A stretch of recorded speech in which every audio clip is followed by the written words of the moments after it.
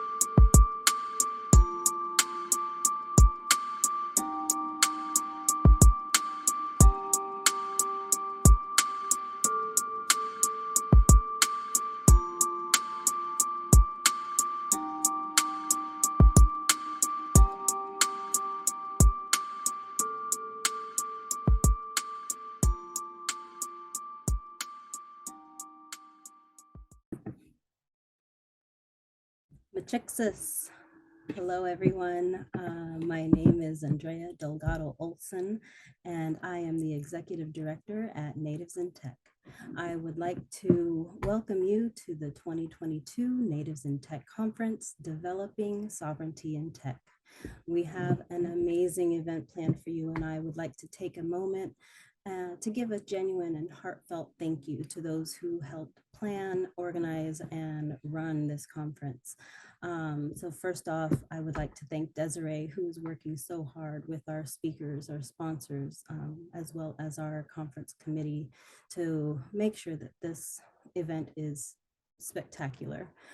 To Adam, Natalie, and Holly, who are working alongside Desiree to ensure things are running smoothly before and during our event. I would like to thank you as well. I know this work is not easy. Most of all, I would like to thank our partnering sponsor, SHIFT. Thank you for your support, supporting our work and our mission, as well as participating in this conference. If I left anyone out, my sincerest apologies and a very big thank you to you as well. I would like to thank this year's speakers. Thank you for submitting your presentations, your talks. We wouldn't have a conference if it wasn't for you and your knowledge, and thank you for sharing with us and with our attendees. There's some amazing content that I got to preview on our conference website, and I'm really looking forward to seeing familiar faces, hearing new content, meeting new people, as well as meeting with you all on the day of our conference. So on the platform, hopefully some of you will join our Slack, and I will see you all there. I look forward to connecting, and please enjoy the conference, and thank you all so very, very, very much. I look forward to seeing you. Bye-bye.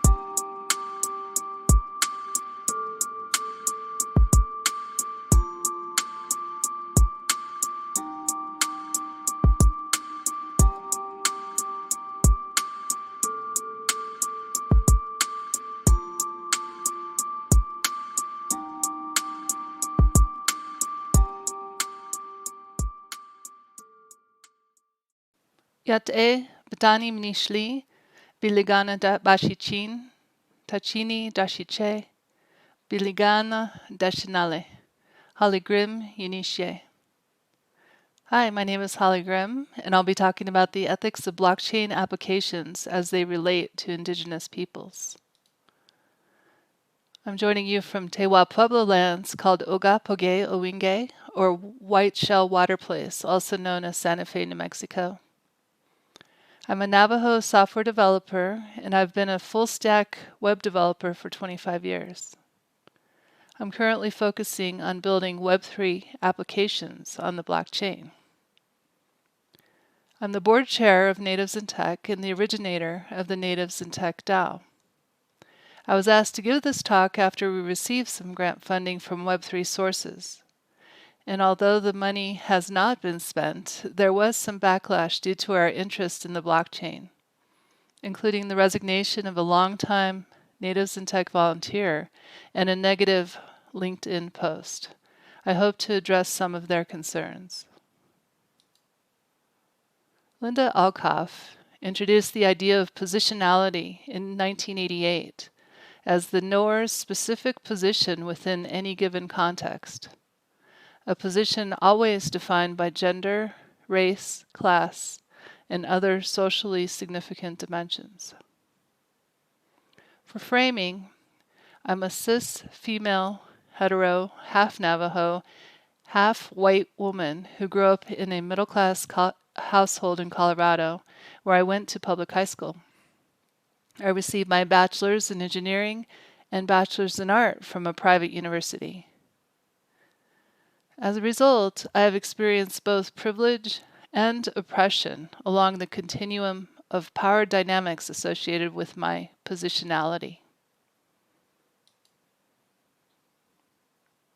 Carol Ann Hilton has defined Indigenous protocol in her book Indigenomics as Indigenous protocol brings a perspective that is focused on right thinking, good choices, being careful, having a good mind as foundational within an Indigenous worldview. It speaks to a personal responsibility of proximity to the teachings and is foundational to personal and collective well-being. I try to be ethical in my building and application of technology by ensuring my work is having a positive impact. I'll be referencing several books and talks. Here are my primary sources: Kernel by Andy Tudhope and the Kernel Community, Data Feminism by Catherine D'Ignacio and Lauren F. Klein, Blockchain Ethics by Reese Lindmark, Race After Technology, Abolitionist Tools for the New Jim Code by Ruha Benjamin, and Indigenomics, Taking a Seat at the Economic Table by Carol Ann Hilton. A blockchain is a shared ledger that promotes decentralization, transparency, and data integrity, and is used for recording transactions and tracking assets. Blockchains can be private chains used by single organizations, institutional chains for central bank digital currencies, or CBDCs, and public chains. In this talk, I'll be focusing on public blockchains, and particularly Ethereum, where anyone can join the network, participate in consensus, and view the ledger. A public blockchain allows any user to request a data transaction, and a group of nodes in the network will verify the transaction, execute it, and store it on the blockchain. These nodes use a consensus algorithm to validate the information. The first blockchains used proof of work, which required the solving of complex mathematical problems and used a lot of computing power. Later blockchains have introduced proof of stake, requiring a certain number of assets to be staked or locked for a time period. Public blockchains were built on two existing technologies: cryptography as used by the cypherpunks in Pretty Good Privacy, and peer-to-peer networks like Napster. With the addition of a permissionless consensus, the blockchain used these technologies to address trust and money. Blockchain ethics therefore overlap with technical ethics, legal ethics, and financial ethics. For this talk, I'm focusing on blockchain protocol ethics and blockchain developer ethics. As an end user, when choosing a public blockchain, you should look for the following features: censorship resistance in the form of no arbitrary authorities, no intermediaries, transparent, public, and verifiable rules, and clear threat and cost models. You should also look at the effects of the consensus algorithm methodologies on the climate. And finally, distributed governance. On September 15th, 2022, Ethereum had a major network upgrade from proof of work to proof of stake, reducing the system's energy consumption by more than 99%. To secure the network, 15.2 million ETH, or 20.5 billion worth in dollars, is currently staked by 449,511 validators. Ethereum allows anyone to build and deploy a smart contract.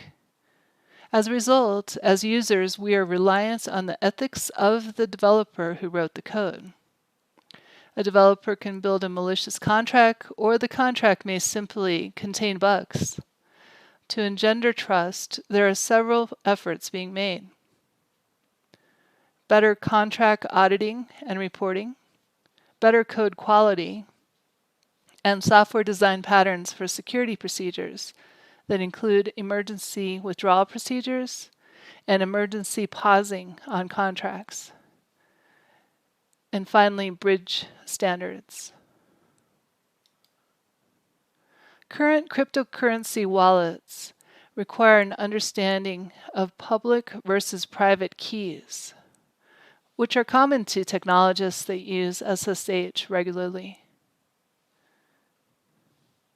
In addition, self-custody of information can be a confusing concept for users who are used to contacting a centralized entity and recovering their information.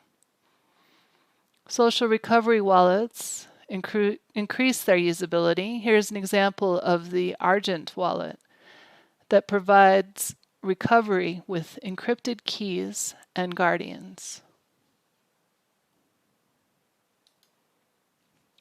As mentioned, we are subject to a blockchain developer's sense of ethics. After the smart contract code has been written to the chain, it is immutable unless upgradable contracts are deployed. An excellent resource for understanding these concepts is Kernel, an online learning community with an emphasis on the decentralized web. They have open sourced all their readings and videos, so anyone can go there and learn about the technology. If you apply and are accepted as a fellow, you can discuss values with your peers while building, finding mentorship, and funding. Another excellent resource is the Token Engineering Commons, where they support sustainable and ethical design for token ecosystems. On a public blockchain, Indigenous developers are free to apply their own worldview, including their beliefs and values, which we often find values land, resources, and culture over wealth. In the US, there are 574 federally recognized tribes and nations that have tribal sovereignty, allowing us the authority of our people to govern ourselves. With blockchain contracts, each nation could establish their own values, goals, and processes, along with tribal currencies. Decentralized autonomous organizations, or DAOs, may also be formed based on common goals across Indigenous peoples. For instance, the Cultural Embassy is interested in understanding the economics of culture from the point of view of the Australian First Nations. Their 4 pillars are culture, copyright, blockchain, Indigenous cultural intellectual property. And Colectivo is an example of a community economy empowering local communities to regenerate their environment. The pilot project is taking place on the island of Curacao. Local environmental stewards collectively determine sustainable goals and incentivize these with a local community currency. The resulting open source tools can be reused by other communities beyond the island of Curacao. Another community economy called Oak is based in Oakland, California. They will offer a merchants payments network, a community governance system, and a community ownership tool to keep value and governance amongst their communities. Their 4 values are proximity, nonviolent communication, healing over fixing, and thriving people, thriving product. Many of the communities mentioned above are promoting open data, open compute, and open governance. Being fully open may not always be the solution. For instance, the map on the right is called Coming Home to Indigenous Place Names in Canada. Margaret Pearce collected place names from the First Nations, Métis, and Inuit peoples of Canada. These names are Indigenous cultural property, and Margaret received permission to use each name and respected the communities who did not want to share English translations or their exact locations. There are tools on the blockchain that can support cultural property, including encryption of data, permissions by wallet owner, and zero-knowledge location, or ZK location. There are other cases in which we may want to interact in fully anonymous and a private way. There are chains like DarkFi that allow this by adding a layer of zero-knowledge cryptographic primitives for uncensored and sovereign transactions. Secret Network has data privacy by default, allowing you to build and use applications that are both permissionless and privacy-preserving. And the NIM Mixnet prevents data leakage by protecting every packet's metadata at the network and application layers. Thank you, Natives in Tech, for asking me to present. I hope I was able to show some positive use cases to support our Indigenous worldview on the blockchain. And here's my contact information. Hope you enjoy the rest of the presentation.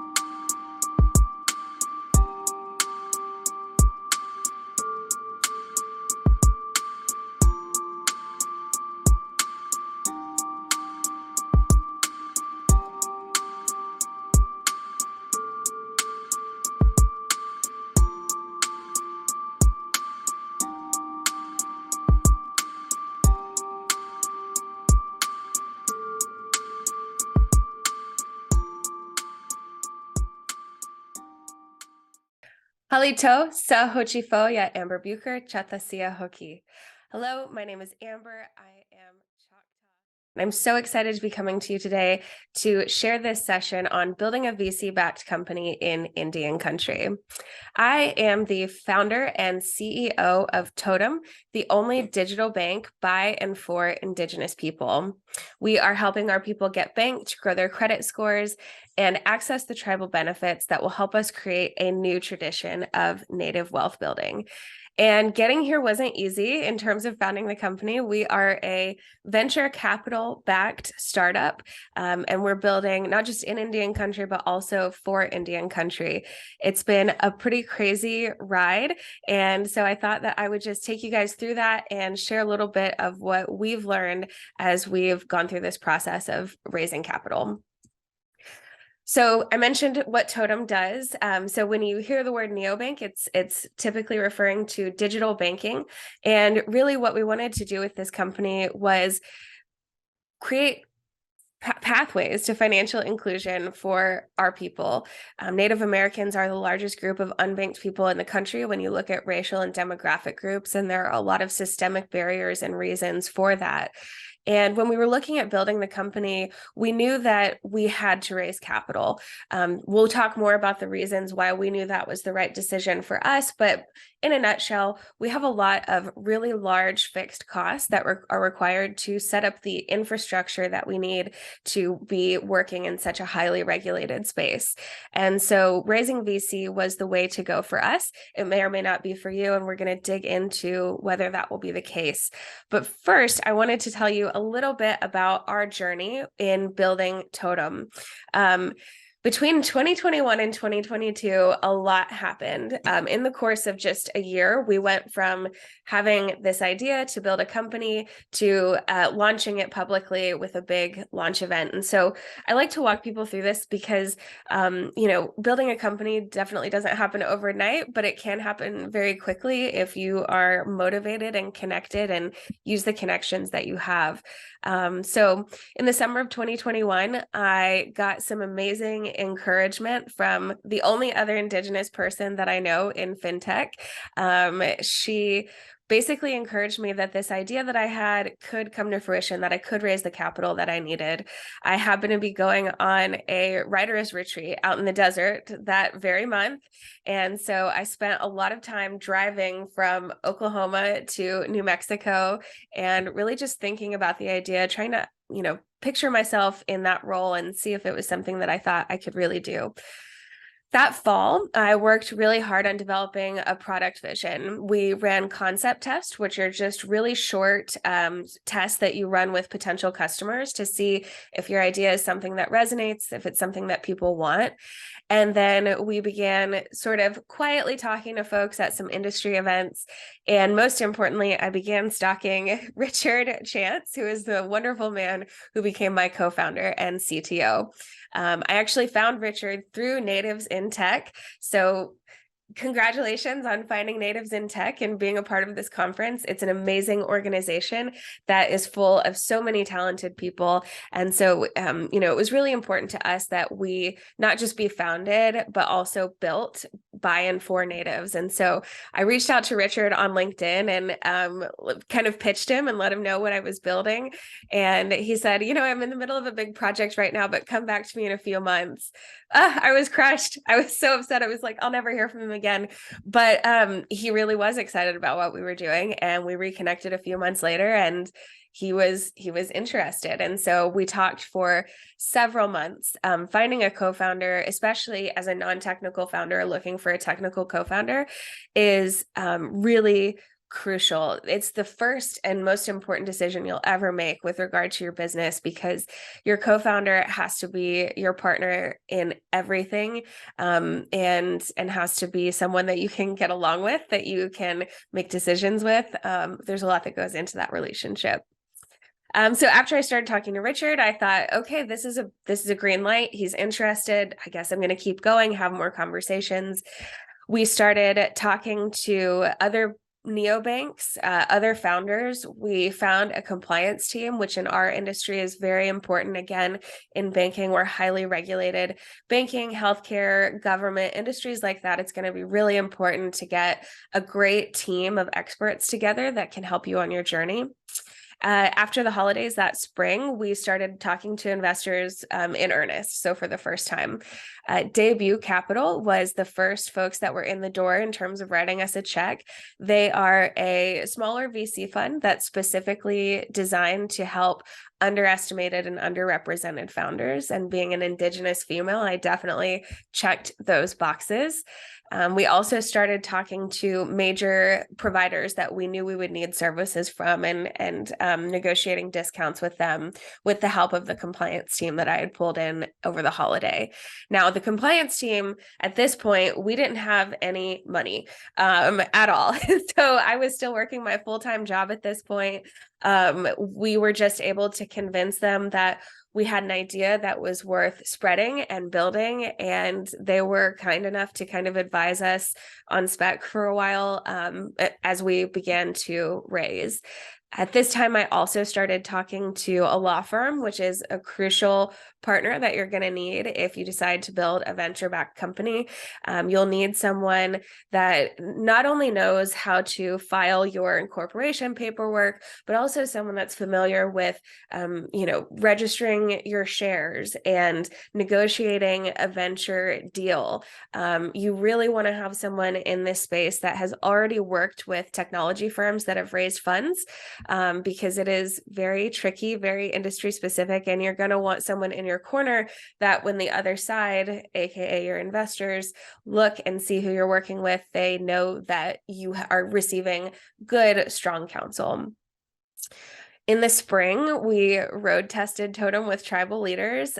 We built our first prototype and basically just started going to conferences and showing it to folks and getting their initial reactions and ideas. We also started talking to sponsor banks, which is not super important for most of you guys out there, but basically for our model, it's a regulated financial entity that sits on the back end of what we do. So it's a really key partner for us again. And then over the summer, we closed our initial pre-seed round with Raven Indigenous Capital Partners, who is our lead investor that we'll talk a lot more about later. Richard came on full time. I had to sort of take some time to close out my day job, if you will, and transition over. So I came over a month after he did. And then Carol Ann Merchant, who is our chief design officer, came over at the end of July. So June, Richard started, early July, I started, and then Carol Ann came at the end of July. So we kind of staggered that to ease ourselves in. So this was a year from concept to public launch. We had a public launch event in July to tell all of our supporters and folks that had been helping us out along the journey, making introductions, giving us ideas. We had a big celebration with those folks online, and we were off to the races, so to speak. So we're a really young company. As you can see, this was summer 2022. We're recording this now in the fall of 2022, in November, which is Native American Heritage Month. And I wanted to do this session because I have never had anyone in my life that had any idea about how to raise a venture-backed company. I'm the first person in my family to graduate from college, first person in my immediate family to ever buy a home. And so when it came time to explore this opportunity, I was just kind of on my own. I was just doing a lot of research and a lot of Googling and faking it till I made it. And so I know that for Indigenous folks, it's not super common for us to raise venture capital. And I wanted to be a voice that could be helpful to you guys. And so I will share my contact information at the end of this session. And I do mean it when I say, please reach out. I'm happy to help where I can. I'm definitely not an expert in raising venture capital. I just, kind of felt my way around and made it work. But happy to help you guys do the same if that's helpful. So I share this team slide to show you Richard, who I talked about so much, and kind of where we come from, our backgrounds, just to show that, it doesn't matter where you come from or what your background is. If you have a will to bring your idea to life, to bring something good into the world, and you find other good people, you can make it happen. So let's dig into how to do that. So we're going to talk about this in two parts. The first is building a VC backable company, right? That's the first checkbox. And then we'll talk a little bit about the context of doing that in Indian country. So first off, what does it mean to have a VC backable company? It's a little bit different than what folks might think. I actually have a lot of Native American business owners, typically small business owners, that come to me and ask about my journey through VC. And often what we see is that they're not exactly the kind of business that a VC would traditionally back. So what are VCs looking for? The first thing that a venture capitalist is looking for is a business that is scalable. So scalable, meaning that it has the capacity to go from 1 to 1,000 to 1,000,000 with, not a huge shift in the actual business model, but more just adding technology, adding headcount, adding partners and other enablers that will push you to a high growth model. So what VCs do is they're basically making bets all day, every day. And they bet on the fact that, most of their portfolio, most of the companies that they put in money in are not going to be the next Facebook. Or the next, big Uber. They are looking for those, though. We'll talk more about that when we get to unicorns. But what they expect to happen is that if they deploy 10 investments, let's say, 5 of them may fail. A few of them will just kind of middle along and make okay returns, and it'll just be an ongoing concern. But then a couple of those will do really, really well and create opportunities for the VC to make their money back. So this is where we get to number 2 here. VCs are looking for exit opportunities. So what does that mean? Well, basically, venture capitalists are putting money into your company to make a return on their investment. They typically do that when a few things happen. The first one is that they could have an opportunity to exit their investment with you or kind of cash out when you raise a subsequent round of capital. This is important because if you are only needing capital for the here and now to get to the next place in your business, once you get there, you're going to be happy, you're going to be chugging along. This might not be the model for you. VCs are looking for you to continuously raise more and more money and to grow your valuation, what your company is worth with every one of those raises. They could also have an exit opportunity if you are acquired, meaning a larger business, a competitor maybe comes in and actually buys you and then buys them out. Or when you IPO, which is an initial public offering where you've seen people ring the bell on the stage at the NASDAQ. That's what they're doing. They're going public. They're allowing the public to buy shares of their company. And that also creates a great opportunity for your existing investors to exit. So scalable business has to be able to grow really quickly with just additional resources without changing up the business model entirely. You need to have exit opportunities where your investors can make their return and get out of that deal. And then last, as I mentioned before, every VC is looking for the next unicorn. So a unicorn is a term of art in the industry for a company that has $1 billion or more valuation. So the company is valued by outside folks as being worth over $1 billion. Typically, a unicorn is going to have a really large TAM, which stands for total addressable market, meaning here's all of the people that we could serve with our solution. So for Uber, we're going to serve every single person that needs to get from point A to point B in a convenient way. Wow, that's pretty much everyone, right? That's a huge TAM. They need to be able to do this in a unique way. So sticking with Uber, we're not going to be a cab company because those are really hard to find a ride and coordinate a ride. It's hard to pay. There's a lot of friction. If I'm in a rural area that doesn't have a lot of cabs, I have no option. So we're going to take a unique spin on this and automate it, automate the payment, make it on demand, bring the cars to you, right? They have to have good unit economics, meaning this model that you have has to work from a business sense. There's a lot of talk about fintech companies, in particular, the space that I'm in, who think that they can just have growth at all costs and they can give people, the freemium model and eventually people will pay for something. Well, that may be true, but especially now today with the market the way it is, you have to prove that. You have to be able to show in your unit economics that this is a viable model pretty early on in your journey.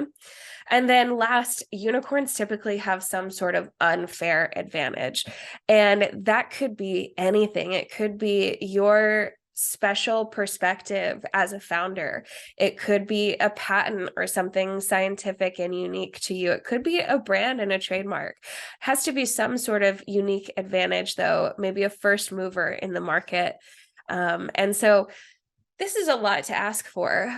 If you have just a kind of a small business where maybe you're using technology, but it's really kind of a SaaS model where you're, running subscriptions to other businesses and the market is, this many finite businesses. And we've got a steady trajectory on growth that we think we can make it there on our own. A VC-backed journey is probably not going to be for you because first of all, you probably don't check all of these boxes. Again, you have to be scalable, grow fast, create exit opportunities for your investors, and have the potential to be a unicorn. But on the flip side to that is that you may not want to raise VC. So we'll talk here in a minute about whether or not that's the right model for you.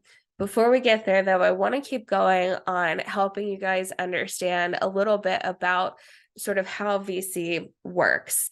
So investors will look at all of these factors, this scalable exit opportunities, unicorn potential. They're looking at all of that through a lens. And that lens is really all about where you are in market today. And so what the investors are looking for is going to be different depending on your stage. So if you are what we call a pre-seed or a seed round, meaning that you're very early on, you may or may not have a product, you may or may not have customers.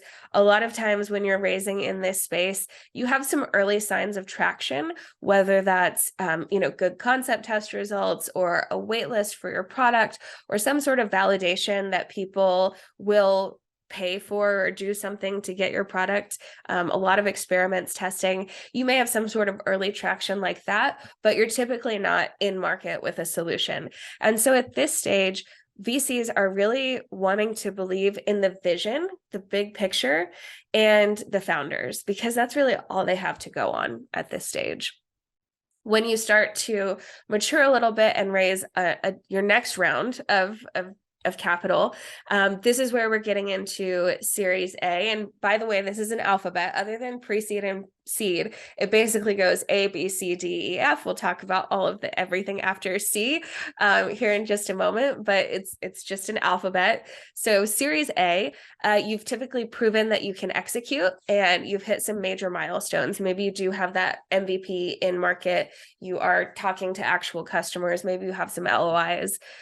Series B, again, after the Series A, this is typically where you're starting to see that you've achieved product market fit. So this is another important buzzword in the VC space.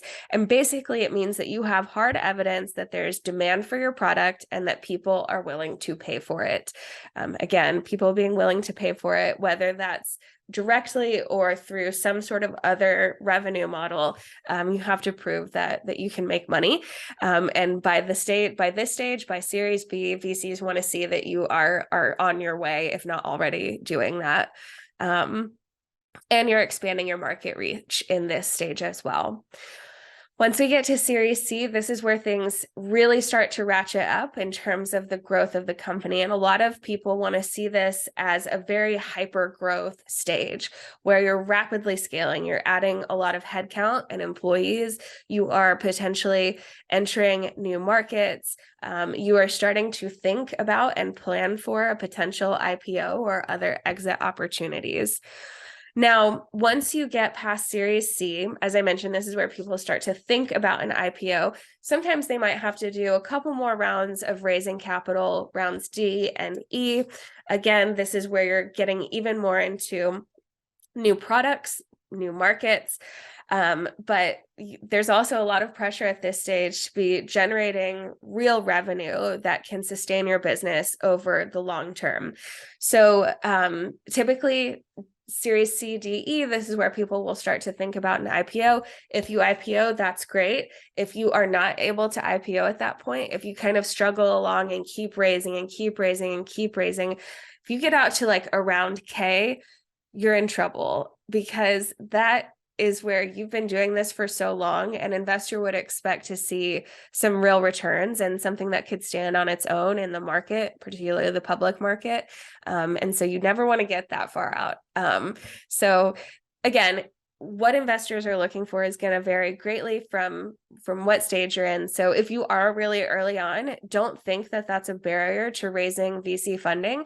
You saw from my journey, when we closed our pre-seed round, we really just had a prototype and some early traction that we could show with both tribes and consumers, and just a really exciting vision. So just because you're early doesn't mean that it's impossible to raise. In fact, sometimes that can be the best way to start, because it'll set you on that track, and set you up for expectations that you can meet as you're working with your VCs. Okay, so that's sort of how VC works. Take a sip of water here. The next thing that we want to talk about is whether it's for you. The first thing to know here is that VC is definitely not the only option. There are a lot of different things that you can do instead of raising VC capital that might be much more preferable to you. Again, if you have a business that could fit the VC model, it's scalable, there are exit opportunities and unicorn potential, then you might consider this, but even then, you may want to keep your business to yourself. When you bring in VCs, every time you raise a new round of funding and bring in new investors, you are losing economics. So you own the whole pie when it's all yours. Every time you bring in other investors, you're carving up that pie and it's getting smaller and smaller for you. We call that dilution in the industry. And you're also potentially losing control over the business. So I think the famous example is that no one wants to get Steve Jobs. Steve Jobs, being the founder of Apple, had control of the company, raised a lot of money, and eventually the investors and the board members that he had kind of ousted him and pushed him out of the company. He did make his way back, as we all know, but it's kind of a cautionary tale that anytime you're raising venture capital, you'll be expected to establish a board of directors, and they can fire you. They are technically your boss. Even if you are the founder and CEO, you always answer to that board. So that's a lot of things to give up. And if you don't want to give all of that up, luckily, again, there are options. So the one that I think is the best known that most people use without knowing it is called bootstrapping in our industry.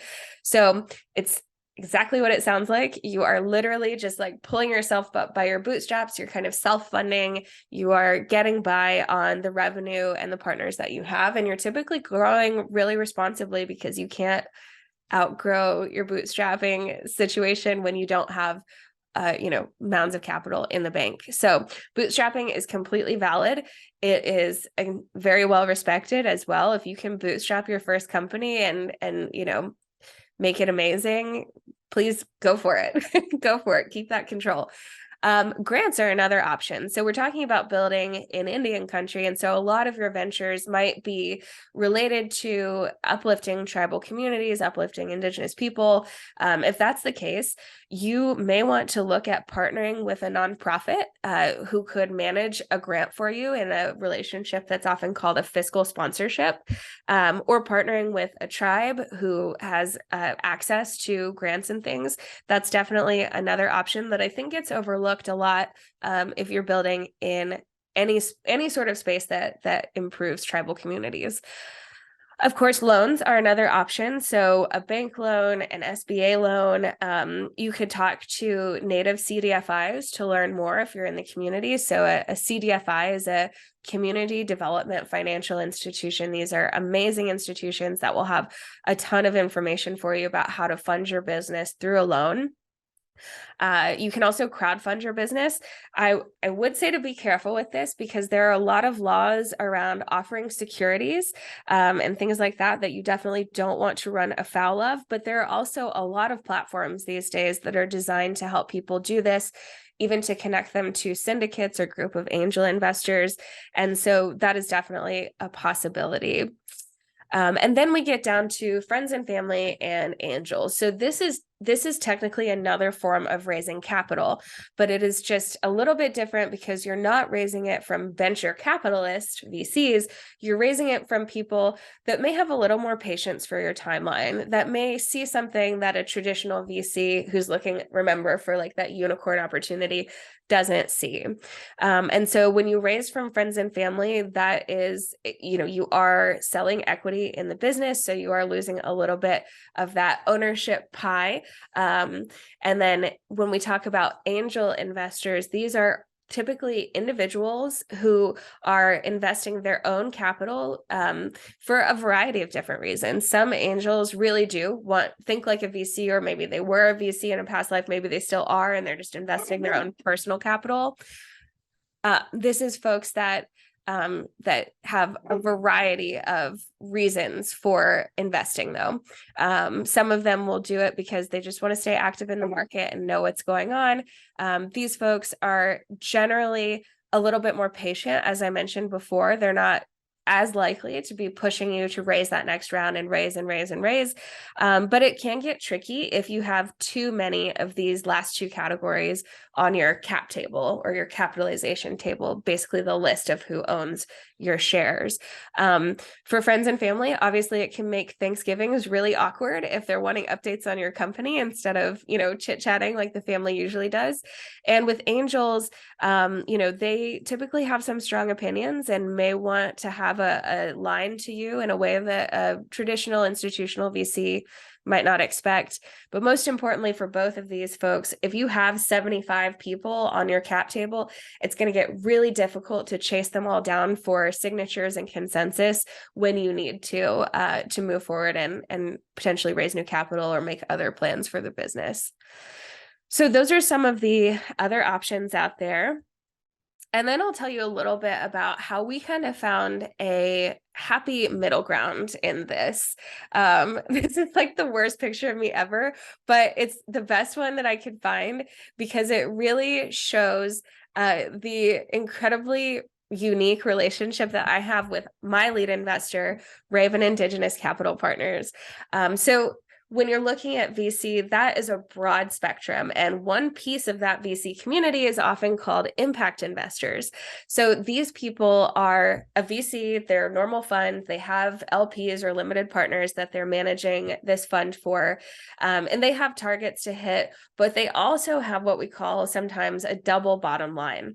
So there's the bottom line that you hear about in business, that's all about what you're taking home, what money you're making, but they have a double bottom line that also considers what impact you're making on the world.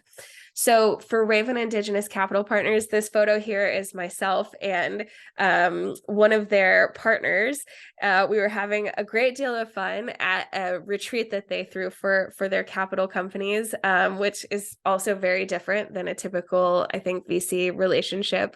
But we were having a ton of fun there, and Raven is really designed to invest in companies solely dedicated to improving the lives of Indigenous people. They do that in a lot of different ways. Their companies look very different. Some of them are founded by Indigenous folks, some of them are not.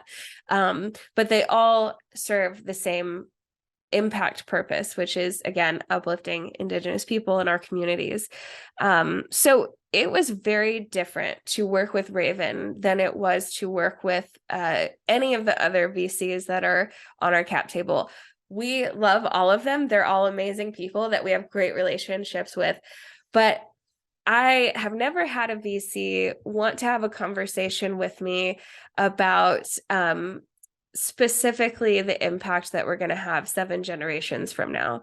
I've never had a VC use sage and smudge during a call. I have never cried during a typical VC conversation. All of those things happened as we were developing the relationship with Raven.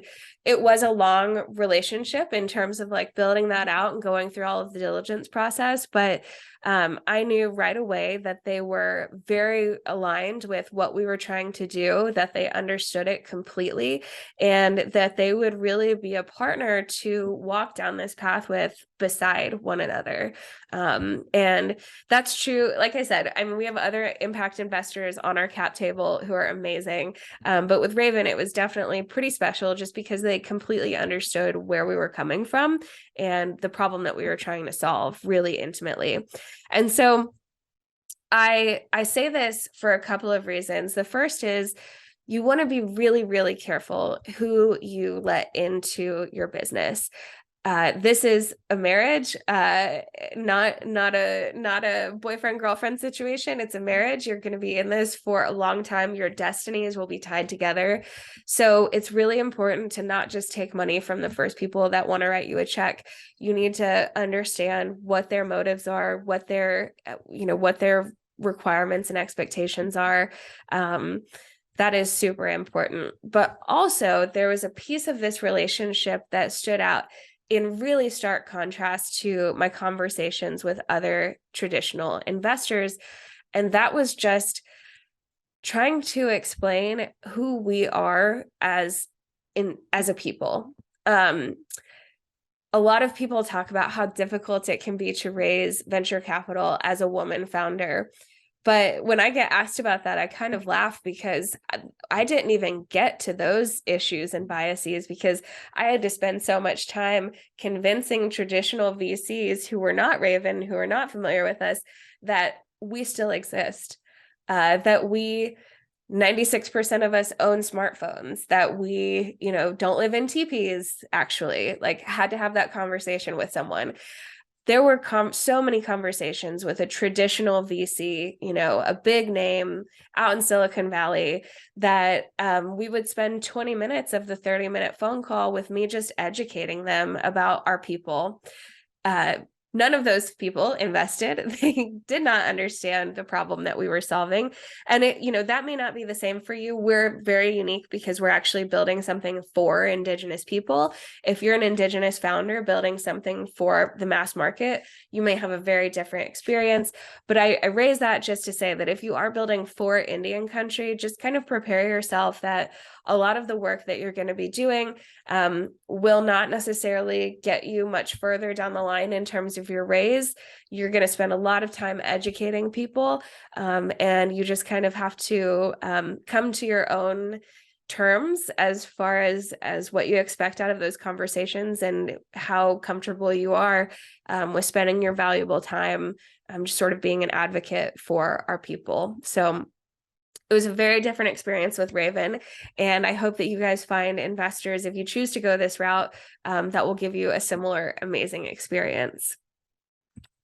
Okay, so now we're on to part 2, which is all about actually building in Indian country. And the first thing to know about this is really just competition. So small communities can be full of folks that have been in that community for a long time. Their families have been there. They've been in this business for a long time. They're very well connected. They often advise multiple tribes. They can be really strong brands in the market. And so knowing who your competition is, I would say, more important in Indian country than it is for a typical founder, because your competition in Indian country is probably going to be pretty deeply embedded with a lot of tribal communities. And so, that's something that you have to think about. You should also be looking at your competition really closely so that you can identify gaps in the market and ways that you're unique and are potentially not competitive, so that you can build a healthy relationship and say, I know you guys, you've been in the industry forever, you're doing great work. Here's where I think we're a little bit different. Here's where we could explore partnerships. It's really important to understand how trusted the incumbents in your area might be, because trust is everything for Indigenous communities. As you guys know, trust it's the beginning and the end of everything you'll do if you're trying to build an Indian country. And so don't underestimate people's resistance to change. Don't underestimate how embedded those incumbents are, and come ready with all of the kind of vigor and energy that you have for your idea to be able to show why it's needed, why it's different. The next thing to know is that tribes can actually be amazing investors. There are so many tribes that have really sophisticated, advanced economic development engines that are acquiring businesses, investing in businesses. Now, one thing to know here is that a lot of tribes might be more familiar with a joint venture type of situation where you're building the company together and you're kind of partners and you share in the economics, or just straight equity deals where you're selling shares directly. Those formats are both very different than what you'll see in a traditional VC situation, especially if you're an early stage company. So for example, Totem raised on what we call convertible notes. So this is essentially where an investor is giving you money now on the promise that they'll have the opportunity to buy your shares later when they're more valuable, and they'll get those shares at a discount. That's a pretty tricky instrument. And again, that's very specific to venture capital deals. And it's not a structure that you'll see a lot in Indian country. But all that is to say, tribes can make some amazing investors and partners. And so don't leave them out when you're thinking about different ways to get the capital you need to run your business. And then the last thing on building an Indian country is really just thinking about tribes as potential partners. There are a lot of things to know when you're considering partnering with a tribe. They're very unique entities. And so you have to be really careful to know the stakeholders in your tribe. You have to know what their existing economic development priorities are. You need to know their election cycles, how their council or other governance structure works. You need to know any utilities that the tribe is providing or big benefit things that the tribe is providing to their people. You also need to know the regulations at issue. So things like trust land, ICWA, jurisdictional issues. There are a lot of really tricky issues that tribes deal with that you need to understand really deeply how that interplays with your business model. And then last is know your buyer. This is kind of like business 101, but it's really tricky sometimes when you're trying to work with tribes as partners, because your buyer could vary pretty significantly from tribe to tribe, again, depending on their organizational structure, how they do business. So you can get into some generalizations when you're looking at tribes of a particular size. Most tribes in the United States are in that sweet spot between 3,000 and 10,000 members, but there are a lot of really small tribes below 300 members and very few really large tribes. So just being aware of that distribution, knowing where your product could fit in and who it's going to be the best fit for in some of those size categories is going to be important. Also looking at different geographies. Tribes in Oklahoma, where I'm from, are going to be very different than some, of the smaller California rancherias, and they're going to be very different than Atlantic Coast tribes. So again, just really having a deep understanding of who you're talking to when you go into those conversations is going to be crucial for anyone looking to partner with tribes. And then the last thing is really just about being present. So on the right side of the screen here, I put a little bit of, of how we talk about our partnerships with tribes and how we relate to the Indigenous community. It is super important to have a plan for how you're showing up for Indigenous communities. So, when you go in to talk to a new tribe, if you can, learn at least a few words of their language so that you can greet them and say thank you in their native tongue, if you can do it well. Don't go in there and butcher it. Be very careful about that. having a presence at their public events, or at least just knowing, hey, I know you guys just had your big event. How did that go? Knowing what to ask about and be familiar with. And then, of course, engaging in groups like Natives in Tech, which you're already engaged with, ACES, the Society for, American Indians that are doing STEM and science, ERGs, which are employee resource groups. If you're working at a large company like in Amazon or Google, they may have an Indigenous resource group, professional groups, cultural groups. All of these amazing organizations are going to help you, first of all, feel grounded, feel connected, but also, again, give you a lot of opportunities to really show up and be present in the culture, because that is something that is the most important thing you can do if you want to partner with tribes. So we've been over a lot. After this conversation, if you still think that raising venture capital is right for you, more power to you. You might want to pick up some of these resources. So the Venture Deals book here that you see by Brad Feld and Jason Mendelsohn is kind of the number one book that everyone will recommend to you if you are trying to raise venture capital and learn how to do that. The one on the far other side, Secrets of Sand Hill Road, is a much more fun read that will also give you a lot of really cool insider tips and tricks. And then the book in the middle here, I really loved.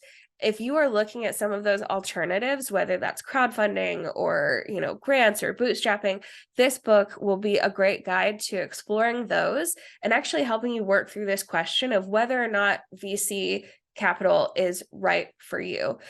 So if you're still, after this conversation, now you have even more questions than ever, and you're not sure where to go, pick up this book. It will help you walk through all of those big decisions.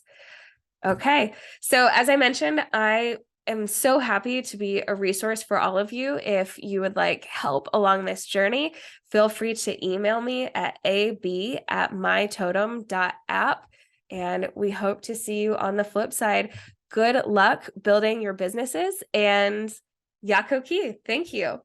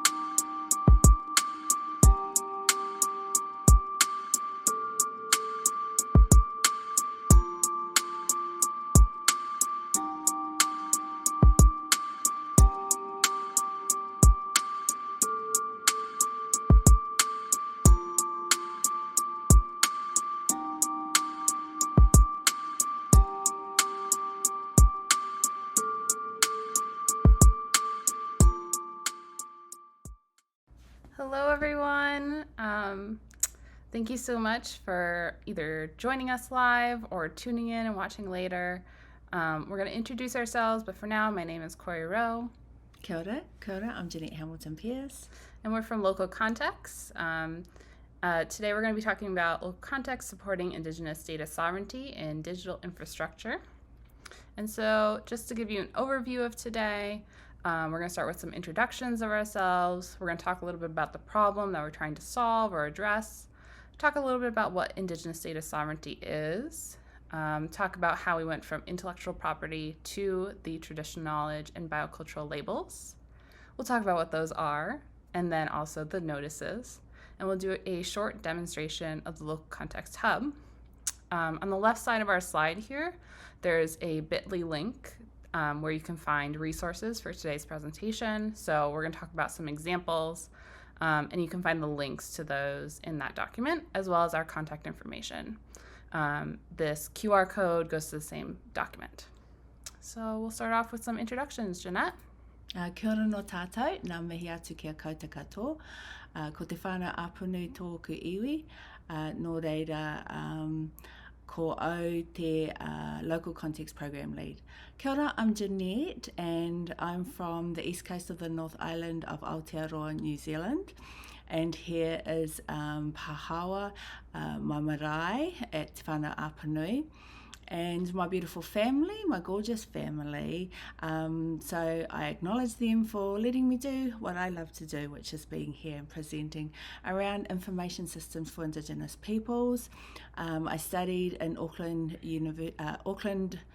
Technology of University, and that was in Auckland, New Zealand, where now I work for the Te Kotahi Research Institute at the University of Waikato as the Local Context Program Lead. So kia ora.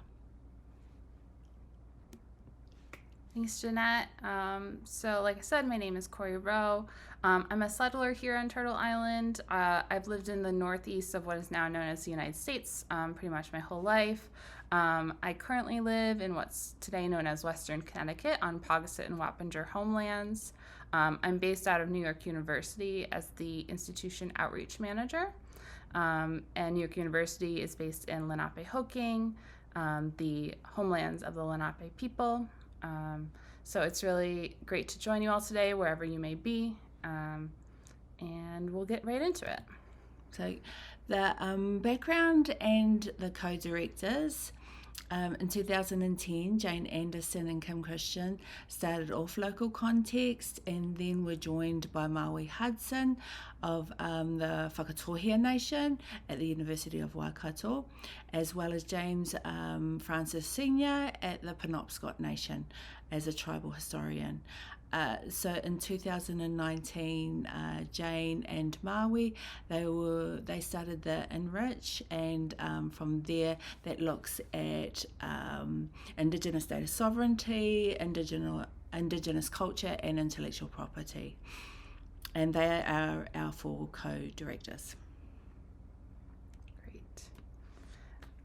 And we are a very international team. Normally, Janette and I are meeting over Zoom, so this is a typical team meeting. So we're very lucky to be here together today. But this is a typical team meeting. Our team is based out of New York University and University of Waikato, and plenty of people spread in between those 2 areas. So, what is the problem that Local Context is looking at in relation to data and information systems? Well, within large organisations, museums, universities, science, research institutions, there are a huge amounts of data, information, knowledge that is held within those institutions in relation to Indigenous peoples. And what is happening is that there is no attribution, there is no acknowledgement in relation to those records, those collections that are attributed back to the Indigenous peoples that it belongs to. So that's information is pretty sparse and missing from their records. Indigenous peoples are not seen as the legal rights holders. They're not even mentioned, and it's mainly the institutional researchers or researchers that collected that information that become the rights holders. So therefore, a lot of researchers are working in this area and collecting a lot of information from Indigenous communities than ever before, but at a second and a second within minutes and seconds, that information is shared all over the world, and the attribution is not given to the Indigenous peoples that information belongs to. And that then shows that really Indigenous peoples have no control of their own Indigenous data.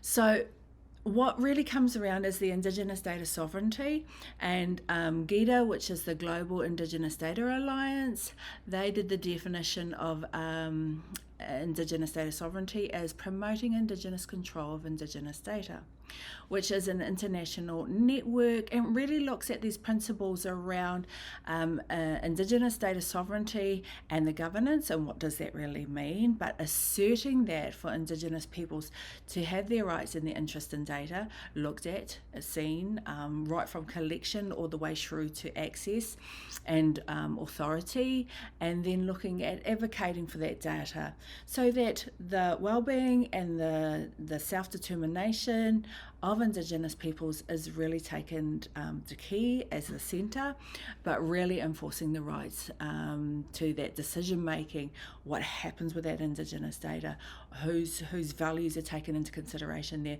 but really at a collective level as well as that individual level. And what really is Indigenous data sovereignty? Well, it's everything to do with how we live as people, where is our environments, our lands, our territories, our waters, our airspace, our knowledge, our traditions. All of that information is Indigenous data. If it relates to an Indigenous person as an individual or as in a collective, it is Indigenous data. Right from resources of the environment, right for us as individuals and us as collective nations and peoples.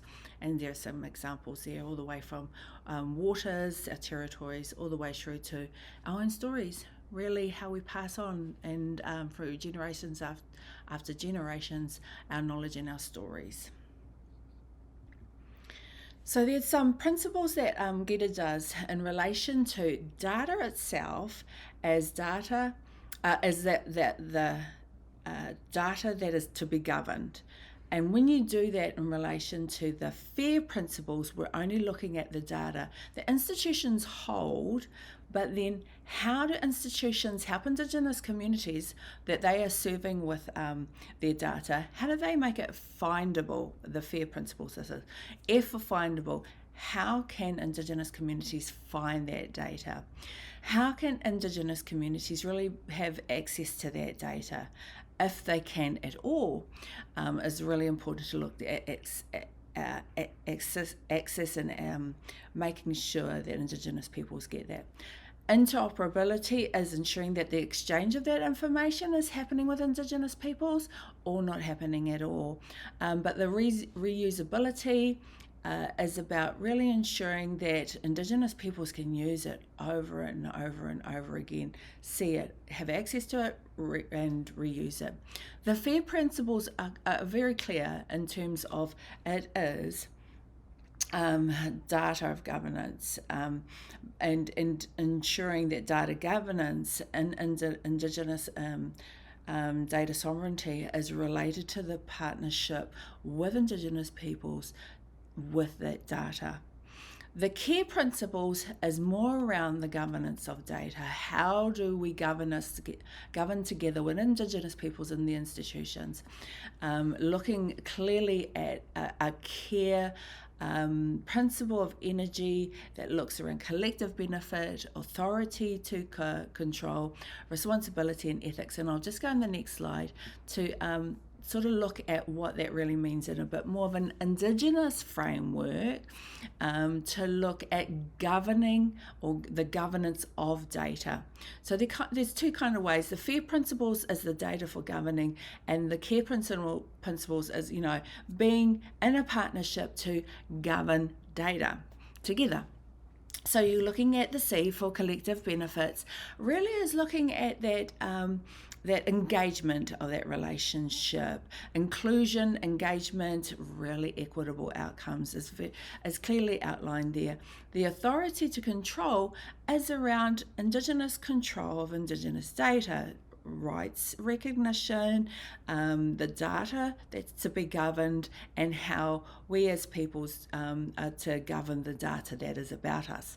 So there's the authority to control. R is around responsibility, positive relationships, ensuring that Indigenous language and worldviews and values are part of that responsibility, as well as helping Indigenous communities to look at capability and capacity of going through governance of data. So then you get into the ethics of that no harm is to come, any ethics, whether it's in a relationship or in research. There's a justice factor to take into consideration, and there's always this future use and always this future benefits and maximising the benefit. There is, of course, the documentation around the care principles that we have highlighted there at the bottom. So that's the care and the fair principles. What is next is The labels. the labels. Yes. Let's go into the labels. So Janette, thank you so much for talking a little bit about Indigenous data sovereignty.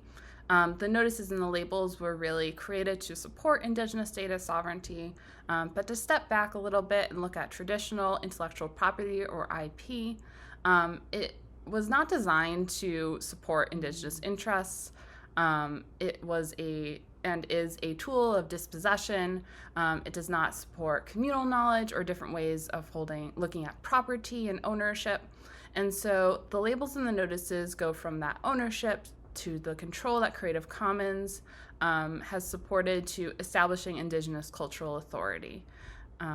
So we're going to talk a little bit about what the labels and notices actually are, but in general, you can think of them as educational tools, as extra legal tools to bring that Indigenous cultural authority back into the record and to support Indigenous data sovereignty. Thanks, Corrie. Yes, traditional knowledge labels and biocultural labels, they are really digital tags that you put alongside the records in your platforms as institutions, and themselves as Indigenous communities have their own information and knowledge. They can put their own labels next to them. Traditional knowledge labels, there's 20 of them, and really they look all the way through from attribution in terms of a clan as well as family, to the protocols, where they're verified or non-verified protocols taken, or permissions. So those are the frameworks by which the labels will communicate what they're trying to do. Look at provenance, or look at protocols, or look at permissions. So there's 20 of the traditional knowledge labels, and there's 10 of the biocultural labels. Biocultural in relation to biodiversity, genetic materials from plants, animals, and soil samples, for example, or plant samples. So we'll go into detail a little bit more about some examples of traditional knowledge labels and biocultural labels. Yes, thanks, Janette. So what we have here are 3 examples of the traditional knowledge labels, one from each of those 3 categories of provenance, protocols, and permissions. So this first one, TK Clan, is from the provenance category. And what this label is saying is which clan this knowledge or this information comes from, who has responsibility for it. The TK seasonal label is one of the protocol labels. And so this seasonal label can be applied to something that has a seasonal terms of use on it. So if a song is meant to be heard in a certain season and not others, if stories are meant to be told in the winter and not the summer, that's what this label can be used for. The TK non-commercial is from the permissions labels, and so the permissions labels talk about how the information should be used. And so in this case, the label is saying that the Indigenous community is not interested in any commercial use of the data or the information. And so the traditional knowledge and the biocultural labels are all what we call customizable by Indigenous communities. So what do we mean by that? So there's 3 kind of parts to a label. On the left, there's the icon. That does not change, and that's so they are recognizable across different contexts and internationally. On the right side are the title and the description, and these are what are customizable in the label. So the title, TK attribution in this case, can be used as is, or it can be written in a different language or multiple languages as well. And then the description on the bottom right there. So this is the template text for TK attribution. However, that can be completely rewritten by Indigenous communities, and multiple translations can also be written. And so we're going to actually look at an example of the TK attribution label customized. And so this is an example of the TK attribution label in use by an Indigenous community, the Scowlitz First Nation in what is now known as British Columbia. And so this is their version of the attribution label. It's written in Halkomelem, their language, titled in their language. There are also Halkomelem words within the description, but it has been completely rewritten for their context to reflect their understanding and their context of this label. And in addition to this mostly English description, there is also a French version of the label since they are based in British Columbia. And so we'll look at a couple examples of labels now, just to give you an idea of where they are being used and how they can be used and how they are very flexible tools. This is the Passamaquoddy songs from the Library of Congress in relation to James Walter Fuchs' collection of the 17 Passamaquoddy wax cylinder records in Calais, Maine in 1890. And so this was a recording that was done in the Library of Congress. Now the next slide is about how those songs are being looked at from the Library of Congress. You can see there that the rights holders is the Peabody Museum, and there's little to no information in relation to Passamaquoddy, only their name is titled there.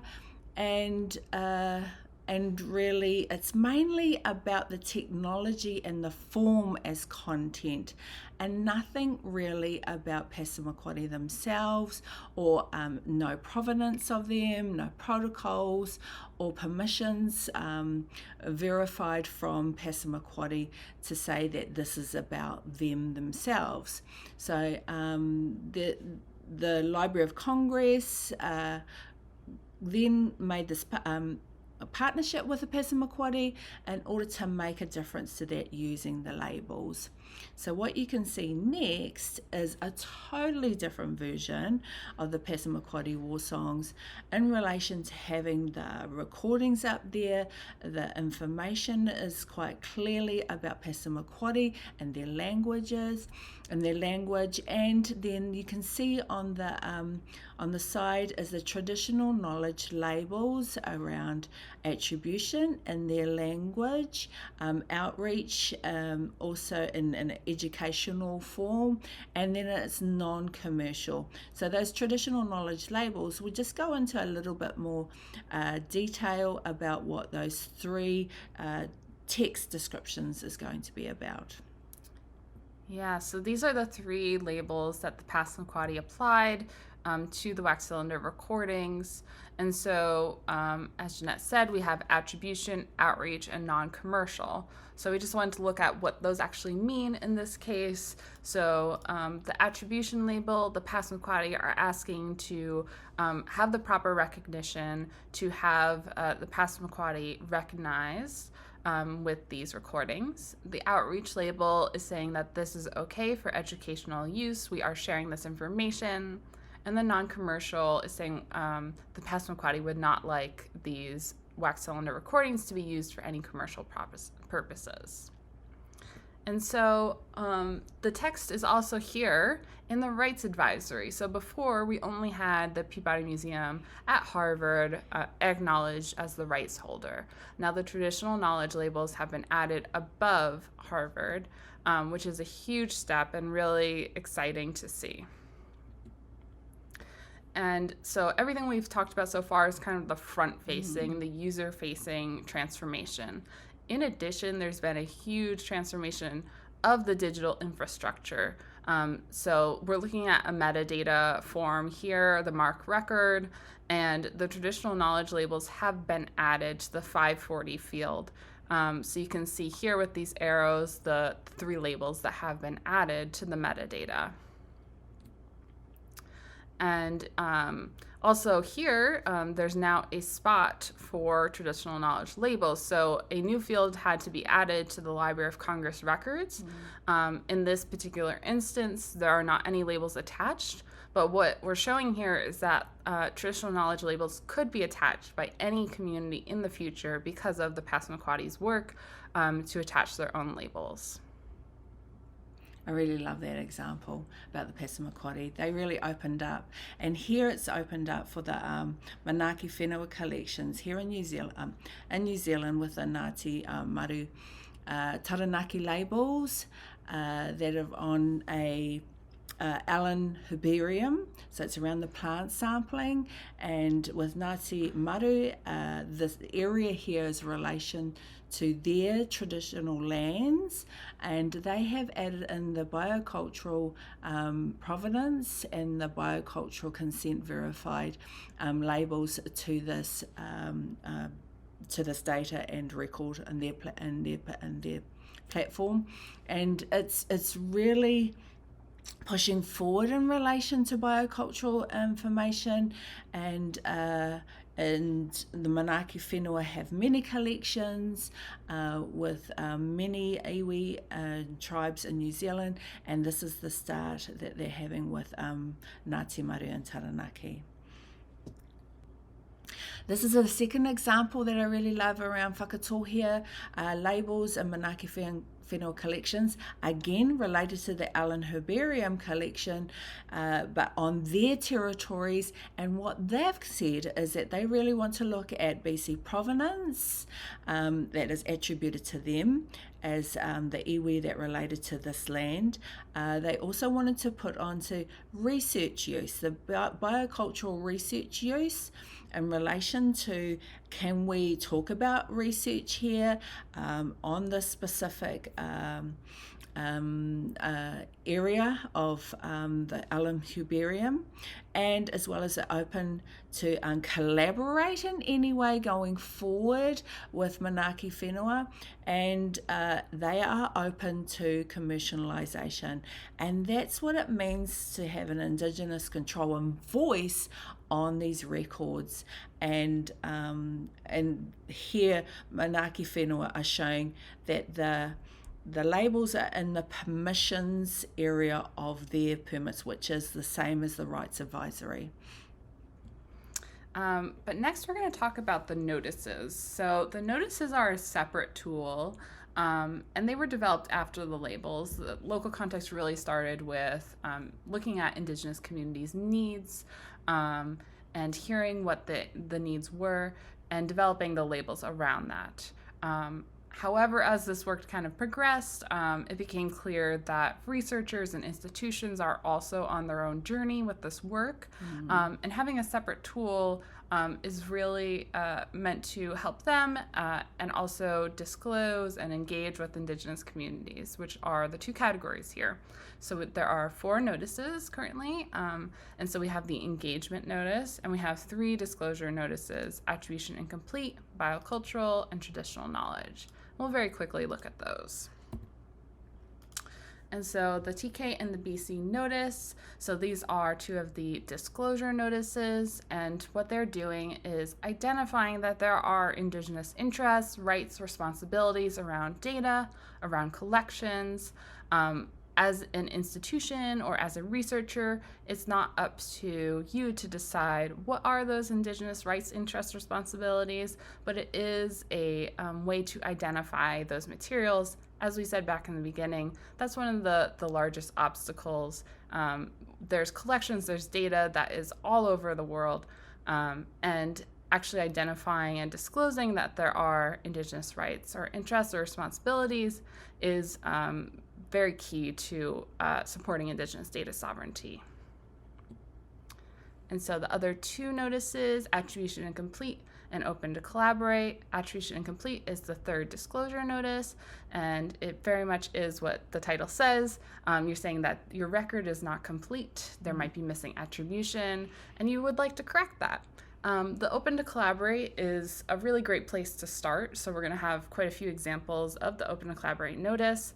And what that notice is saying is that you are interested in engaging with Indigenous communities, you're interested in new methods of partnership, and you are here to implement labels if the community should wish to really support that Indigenous cultural authority. And so just to look at the parts of the notice, there's the icon, the title, and the description, which are the same as the labels. However, with all the notices, these elements do not change. So the notices are not customizable in the way that labels are customizable. So in every instance that you see a TK notice, this will be the title and this will be the text. There are a couple of cases where you can add an optional use statement, but otherwise it's going to be the same. And so we'll look at a couple instances of notices implemented here. So first, some open to collaborate notices. This is an open to collaborate notice that's been applied to the American Philosophical Society's Center for Native American and Indigenous Research. And so the open to collaborate notice is here on this web page. And this notice was really applied to reflect ongoing work, ongoing partnerships, as well as to invite potential new partners in. So this open to collaborate notice is on the GM database, and you can see here it's on their website again. Clicking on it will have this text pop up. And so again, this is the open to collaborate notice on this whole database. And then kind of getting a little more specific, this is one particular collection within the Simon Fraser University, the Northwest Coast Image Archive. And so the open to collaborate notice has been placed just on this collection. And then this is an instance of a single item record. So this is within the Abbey Museum, which is in Maine. And so here we have both the open to collaborate and the attribution incomplete notices, and these have been placed at the item level. So this individual thing within the Abbey Museum, the open to collaborate, and the attribution incomplete notices have been applied to. This is the bilberry example in relation to the biocultural notice, very specific to the genetic sequencing of the bilberry. Great example, was our first example of the biocultural notice, and we're really grateful to have this notice start to open up for all of the genetic sequencing of the bilberry. Here is the Manaaki Whenua land care research that we've talked about before, but the biocultural notice is on all of every single one of their records and collections, and we're talking about 669,000 records in relation to their collections that they have. That's a really exciting project for the biocultural notices in Manaaki Whenua and their collections. Yes, and so they're actually using the Local Context Hub and our Hub API in order to make that happen. So we're going to do a short demonstration of the Local Context Hub, tell you what that is. But first, we're just going to show you our contact information. We are on social media. We would love to have you follow us. And please also, if you're interested in starting this work, we have a couple working groups. So please email us to join those. Okay, so here we are on the Local Context Hub. We're using the test or sandbox site today just to show you around. We would love to have you join us and also check it out. The link will be in that resources document. And so what the Local Context Hub is, it's a website where the labels and the notices can be generated and applied to things. So Indigenous communities can customize their labels and apply them to multiple instances of their own projects or projects from institutions and researchers. Institutions and researchers can generate notices and share them with Indigenous communities. So Janette, do you want to talk about the 3 different account types? Absolutely. The 3 different account types: as a researcher, as an individual researcher, that is, could have an affiliation to an institution, and that would be that individual coming in and making up their own account as a researcher. The second one is a community, and the community will be around any Indigenous community that comes in and is going to really have an account that looks after their labels, as Corrie has already said. And then the third one is the institution account, where an institution of any libraries, science institutions would come in and look at putting through the notices. So we're going to go into the Southwest community here to look at a community account.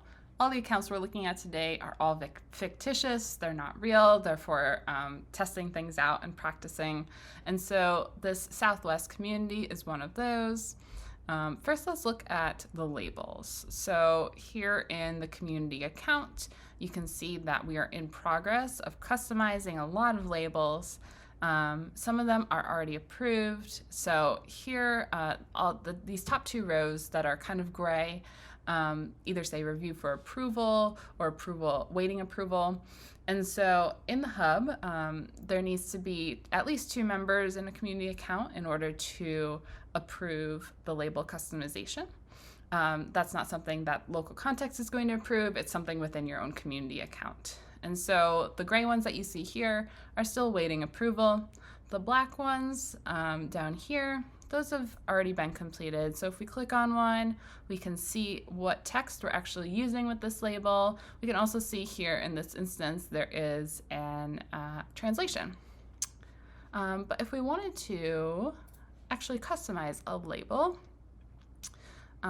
so these are all the labels again here. I'm going to go to the multiple communities for the biocultural label. When I click on it, I can see why I might use this label. I can see the template text, but let's go ahead and customize this. And so here we go, the template text again, as well as the name. So here I can actually change the label name. I can indicate what language it's written in. I can also change this template text to write my own text to go with this label. I can choose to upload an audio file. A lot of communities will write it in their own language and will record in their own language. And so the audio file is meant to help with that. And then here we can add multiple translations. First you add one, you click the add translation, you can add another. But let's just use the template text for today and press save label. And so this label now appears here. I can click on it. I can see the text. If I had customized anything, that would also appear here. And we can see here that it's waiting approval. So another member of the community account would need to come in and either approve or make edits to this label before it could be used. But once a label has been approved, we can use them in projects. And so I'm going to go to the projects page of this community account. And so this page is going to show us all the projects that we are contributors on, that we've created. We can see here, there's quite a variety. Some have labels applied on the right side here. Some still only have notices. But earlier today, I sent out an example project here, Southwest eDNA samples. So this came from my account at the Museum of Science. We have the 3 labels attached to it. If we press show more, we can see the project description, which is very brief in this case. We can see that we've received it as the Southwest community. And then down here, we have a couple options for the project decision. So we can choose to acknowledge the notice, indicate that labels are pending, or also that we're not interested in applying labels in this case. Once labels have been applied, this 4th option here will automatically be added to the project. Down here, we also have this messaging system that is built in. This is really for quick messages between any collaborators on a project. For any questions. It's not meant to replace all your communication. But let's say that we did want to apply labels. We could just click this Apply Labels button. And then we'll be brought to a page that shows all the labels that we've customized. So these are all the labels that have been approved in this account. And so I can select a couple or one. And once I select them, they'll appear down here. This field down here, community note, this is if we would like to attach an internal note just for our community about which labels we're using and why. But for today, we'll choose these 3 and apply them to the project. And so once this reloads, we can see that the 3 labels have been applied. We can go to the View Project page. And so this is all the information that's been added about this project, and we can see the labels have been attached here. Also at the top of this View Label page there's a download button. This is how we would manually download the labels as well as the project. The API automates that exact interaction. We'll include the documentation for the API in our resources document if you're interested in learning more about that.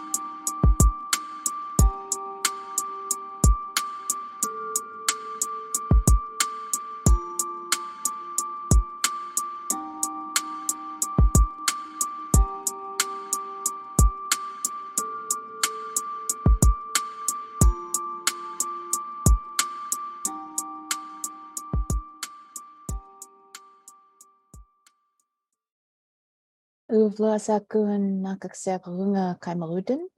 My name is Frida McAleer, and my Inupiaq name is Nikusiak. And I just wanted to offer you a few words of welcome and hello in my language.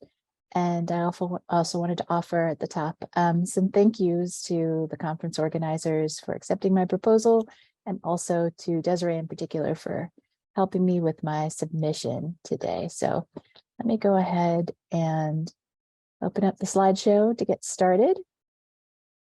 So this is the Rematriating Tech and CS Education talk. My aim for this is to be as interactive as possible, so I'm going to keep the presentation as short as I possibly can, and hopefully we'll have some good time to interact today on the platform. So I work at the Cape Force Center, and I'll be discussing a project between the Cape Force Center and ACES today. First, I want to offer a land acknowledgement. Currently on the Shan and Chochenyo Ohlone territories in the village site of Huichin, or what's called today Oakland.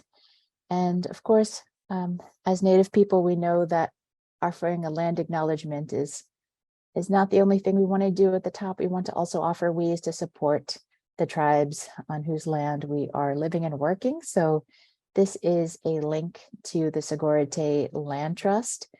It's Sogorea, SOGOREATE-landtrust.org. And you can look for the Shumi land tax on the website, and it's a way to keep the tribe going and to support their rematriation efforts.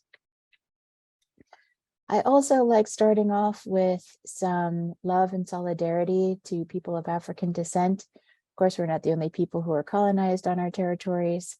And so today I just wanted to recognize the work and dedication of Asantewaa Boykin. She is a nurse and organizer an abolitionist who is fantastic, is doing wonderful work in Nisenan territories in Sacramento. She co-founded Mental Health First, which is a peer mental health alternative line to 911 for people experiencing mental health crises. And her quote here is, "Continuing the work of our ancestors on behalf of our children is the highest calling one can have." And I certainly agree with that. Thank you, Asantewa. So just a couple words about me and my family, where I come from. So as I mentioned before, I'm a Inupiaq. You can see a picture of my village there. That's Unalakleet on the west coast, northwest coast of Alaska, Inupiaq territories. There's a photo in the middle of my mom with some of her many brothers and sisters when they were kids. You can see her just the last girl there on the right, and there she is on the right-hand side a few years before she passed. That's one of her favorite pictures of herself. And I also like to mention that, you know, I had a white parent as well. So James McAleer was a biophysicist, and he was involved in computing during his lifetime. He was interested in making what would be called a biochip, or an organic computer chip that was made of self-assembling proteins. So as I get started in my talk today, I wanted to sort of set the scene for us by thinking more deeply about how technology and colonization and genocide are connected. And it's something that I think a lot about, and I want to invite you to think a lot about with me today. Certainly will be things that I engage you on later in the talk, but I wanted to start off by just naming some of the many, many ways that colonizer technologies are linked to our genocide and the destruction of our lands. And a few of those ways, you know, I won't go into depth on all of them today, but a few of those ways are that technologies provide a lethal threat to us and our territories. And so you can think about the technologies of warfare, which are a huge driver of technology innovation and commodification in this country, going back centuries and to the very earliest days of colonization. They're also, of course, enabling our genocide through extraction on our territories and the toxification of our lands. And so we'll talk about that a little bit later. But technologies are also implicated in femicide, and I'll get into some of those ways in part of the talk too. Certainly not all of the ways that technologies enable femicide.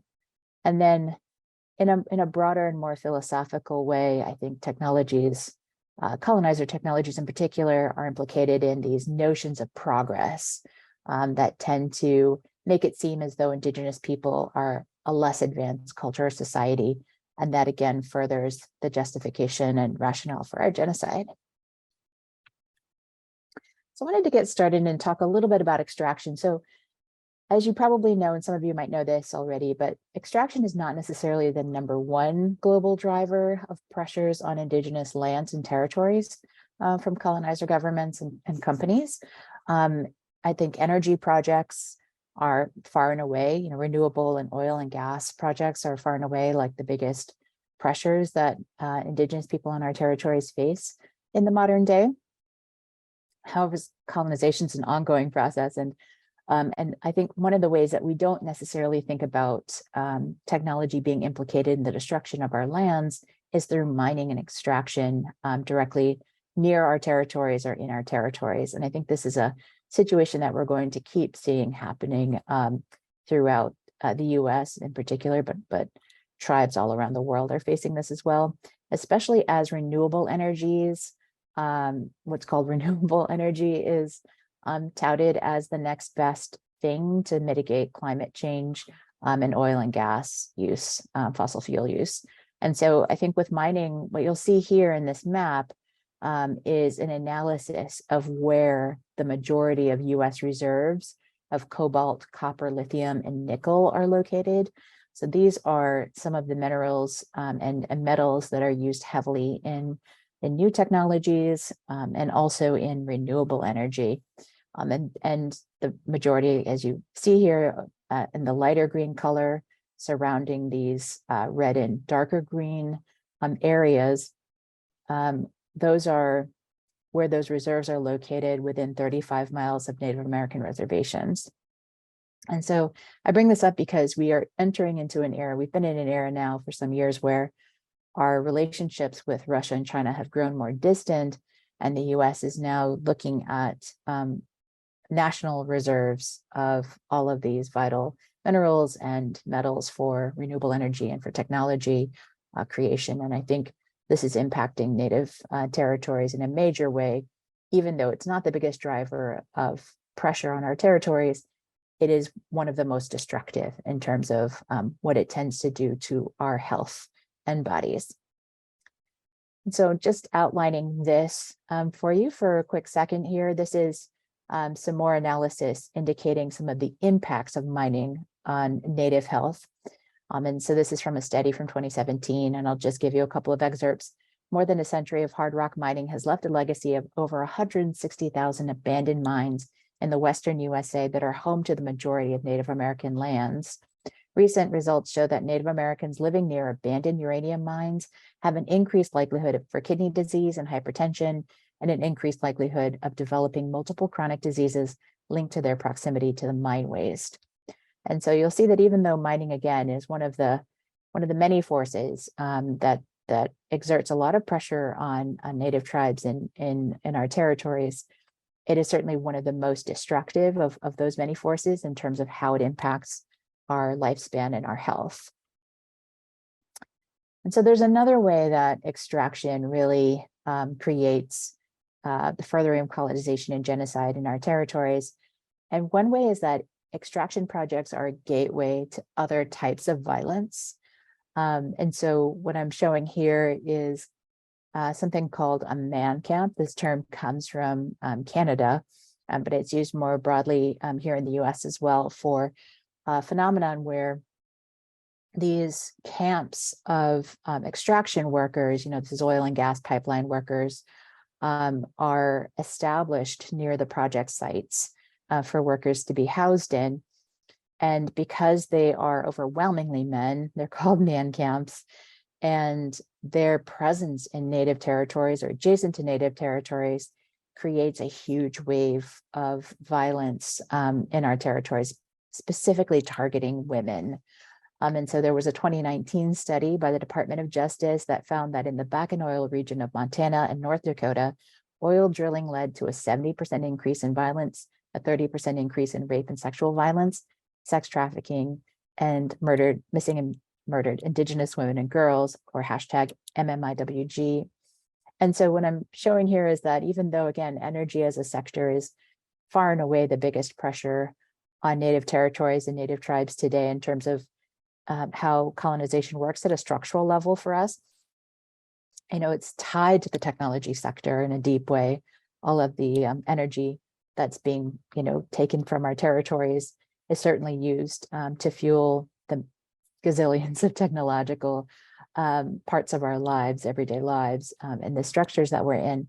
But it also, again, it's a way in which, especially Native women, we experience colonization on a bodily level. We embody the types of colonization that we are still surviving today by way of the pollution and the harmful toxic wastewater and air that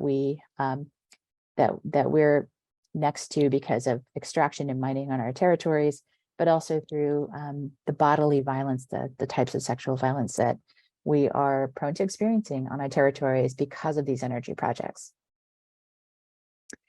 So having said a word about that, let me try to think about how we can start to connect land rematriation and land sovereignty, indigenous sovereignty, and computer science and technology.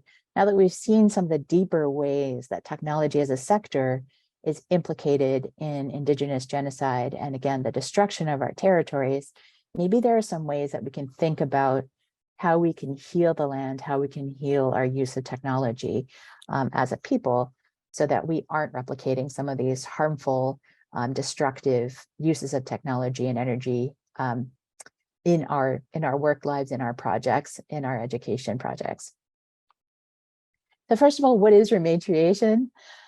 So this is, I think, a definition that a lot of Indigenous women, Indigenous feminists have been talking about recently. So it's kind of a buzzword, but it basically means restoring a people to their rightful place in sacred relationship with their ancestral land, centering women and queer, trans, two-spirit people in the creation and nurturance of life.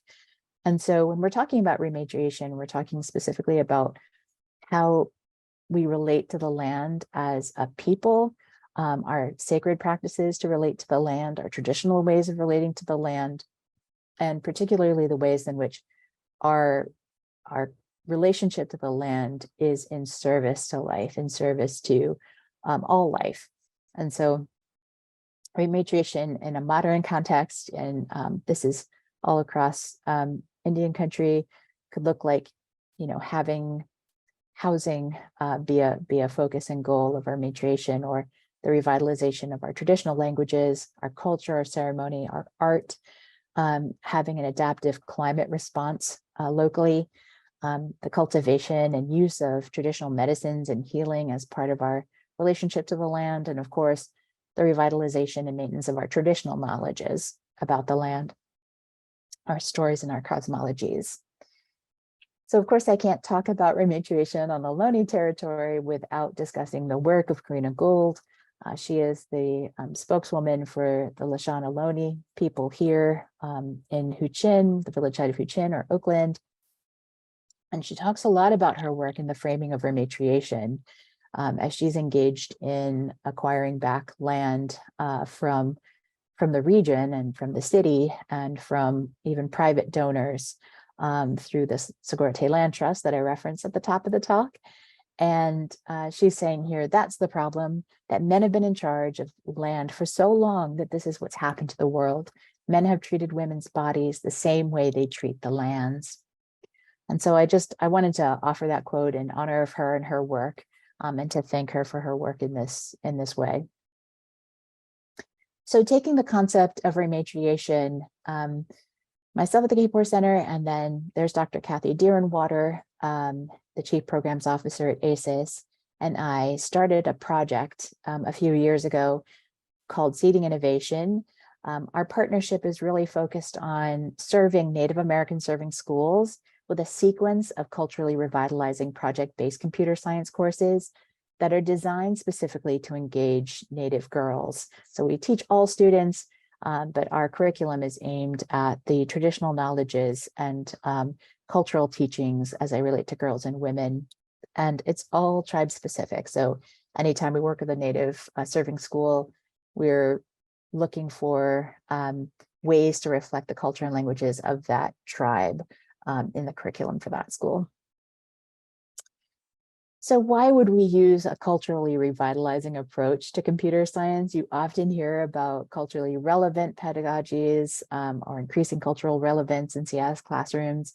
And this is cultural revitalization specifically because as Native people, we have experienced so much erasure in the broader public around our traditions, our languages, our cultures, our very existence and continued existence, our survival. And also because our curricula have been, violently opposed to including Native histories, Native voices, Native realities today, really almost any aspect of Native life in traditional high school curricula. So our cultural revitalization lens is really to provide Native girls with this tribe-specific, girl-focused traditional knowledge and those values. We really know that we have a lot of work to do to make sure that our Native girls and youth know about themselves first. They know who they are by the time they leave our class. We also want to provide Native girls with opportunities to build their ethnic, family, and racial identities together. And so we're using project-based learning as a way to kind of build that community cohort experience for them inside of the classroom. We also want to support tribal sovereignty, rematriation, and self-determination and undue erasure inside of the school. So often Native serving schools aren't necessarily being run by Native people, or the teachers who are teaching the STEM classes might not be Native. And so again, there's an unconscious tendency for them to completely erase, tribal sovereignty, indigenous knowledges and languages. And so we really want to work with them to help them undo that erasure in the classroom. We also want to affirm and build awareness of Indigenous innovation, technology, and sciences for our Native youth. So, of course, colonizer technologies aren't the only technologies that we've ever used. We, of course, were innovators all throughout all the millennia that we've been in existence. And all of that innovation, of course, you can see all around us in the foods that we eat, in our ceremonies, in our traditional ways, our traditional ecological knowledges include, deep use of innovation, the sciences, observational sciences and technologies. I wanted to give you a little gallery or some snapshots of some of the other projects that I think are also doing this linkage between Indigenous sovereignty and tech in interesting ways. And one of these projects I learned about this year from my colleague at ACES, Marie Cassau. And this is the work of Danielle Boyer, who is Ojibwe Sault Ste. Marie tribe. And she's got an organization called the STEAM Connection, and you can find them at thesteamconnection.org. And her work is fantastic. What she's done is created as a Native youth, as a Native young person, she's created an organization built around providing affordable robots for Native serving schools and Indigenous children anywhere, really. And this is one of the concepts in one of her robots. There's a number of robots. I really encourage you to check this out if you haven't already. I really hope she's presenting at this conference as well. But she has done a fantastic job of thinking about the impact of these robots, on the reserves or on our lands, our traditional territories. And so what she's done here, as you can see in this picture on the left-hand side, her original take on this robot, this kind of three-wheeled robot, was, I think, a traditional molded plastic, like a 3D printed plastic, which is, of course, going to take a long time to degrade, if it ever will, in the environment, if it's ever discarded or not used anymore. And what she did is, if you see on the right side of the arrow, is she took the time to really study how to make a plant-based cardboard-like paste, that can stand in for the plastic, and something that would be much easier to break down in the environment after its use. And so here she's thinking about this loop, creating a loop of materials with the environment that, again, is based on our holistic way of seeing the world that we live in, that there's no real way that trash goes when you throw it somewhere. It always goes either into the land or the water or into the air. And so it's thinking about those loops and how those loops impact our health. Substituting plastic is a fantastic way to think about that loop. So I really wanted to give her a bit of shine today in my discussion of this as well. Another young person, Native person, another Zoomer who is doing fantastic work that I also think is worth thinking about together in terms of how we bring Native worldviews and values and cosmologies and tech a little bit closer together, is Marlena Miles. I hope I'm saying her name correctly. She is Spirit Lake, Dakota, and she's living out in the Minneapolis-St. Paul area. And what she created was an app that is meant to be used on the land there, I think in St. Paul. And it's like, it's kind of an AR or VR installation of Dakota history, culture, teachings of the land, art and storytelling. So you download the app, and right there in this nature sanctuary in downtown St. Paul, you can get this kind of really interesting interactive storytelling experience with all of this gorgeous art that she's created for the app there too. And so I think this is a really fantastic use of both the technology and the storytelling in a land-based way. And I think what she's really doing here is fantastic for getting folks onto the land and using technology to connect with the land in a deeper, culturally focused way. So I love this project and wanted to mention this. She's also got another phenomenal project that I think is, it's certainly tech enabled, although it's much more of an art project here. But I really love the way that she has combined Dakota sacred sites and spiritual places of interest in the region, and this fantastic art that she creates. And she's made this kind of map here, and it even has Dakota language in it, some of the Dakota names for some of these places in the Minneapolis-St. Paul region.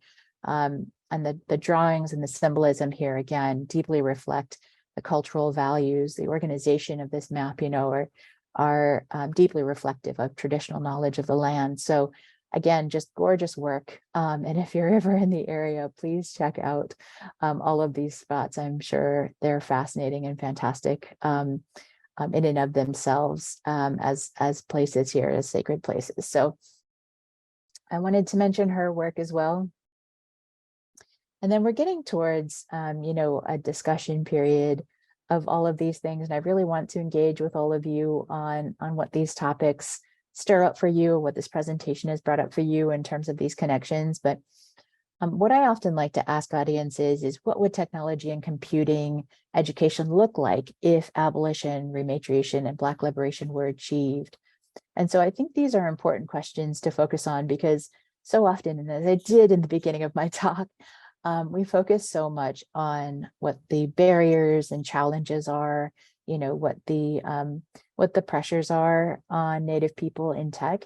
And I think, in terms of what the future could look like and what it could look like for our young people and future generations, is thinking together about how this could all be very different. And what would that difference look like, be like, seem like?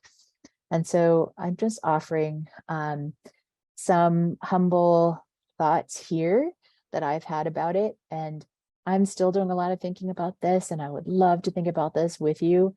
And so what I'm suggesting here is that rematriating tech involves reconnecting traditional Indigenous sovereignty and its regenerative cosmologies to the creation and use of technology, right? So some of the harms of technology, the way colonizers conceived of and use it, are that it damages our territories. Ultimately, it's not that kind of regenerative thinking that we use when we are practicing a sacred relationship with our lands.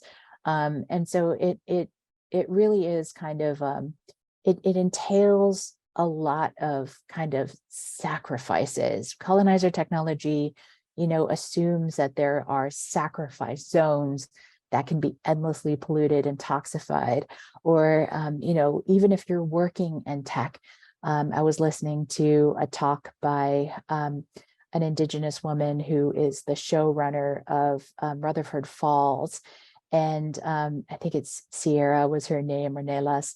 And she was saying, like, in tech, and in a lot of colonizer jobs, you're really expected, to sacrifice in order to earn a reward. And so even the technology sector as a workplace, a traditional, colonizer workplace, involves a lot of sacrifice of our health and of our well-being and of our connections to our families and loved ones. And so, just thinking about how we can restore a sacrifice-free relationship to technology, where it isn't assumed from the outset that we're just going to sacrifice our own well-being and the well-being of our territories in order to have to have technology. So rematriated tech is inherently linked to these concepts that we were talking about earlier about rematriation. So tribal sovereignty, body sovereignty, radical consent, reproductive sovereignty, self-determination and justice for all Indigenous people, water sovereignty, food sovereignty, ecological regeneration. So not just renewal, this idea of renewables, but regenerative ecological practices that bring more life to the land and the environment, cultural and language revitalization, and medicine ceremonies and healers. And so rematriated tech, and again, this is just offering one way of seeing it, is really taking that holistic cosmological approach to what technology is for, who it's for, how it's made, why it's been produced, and what's supposed to happen to it when it's no longer being used.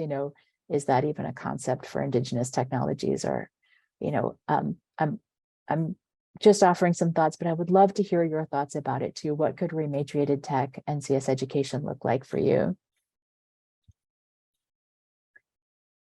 So getting closer to the closing here, I wanted to offer some thoughts from a leader in the field whose work I admire a lot. Dr. Timnit Gebru was a former Google AI researcher. And I think here she's really talking about another way in which rematriated tech could look. If we were thinking about colonizer technologies, we really have to think about, a lot harder at the front end of why we're building a particular technology. And her quote is, if there is AI to be built or researched, how do you do it well? You want to involve communities that are usually at the margin so that they can benefit. When there's cases when it should not be built, we can say, well, this should not be built. We're not coming at it from a perspective of tech solutionism.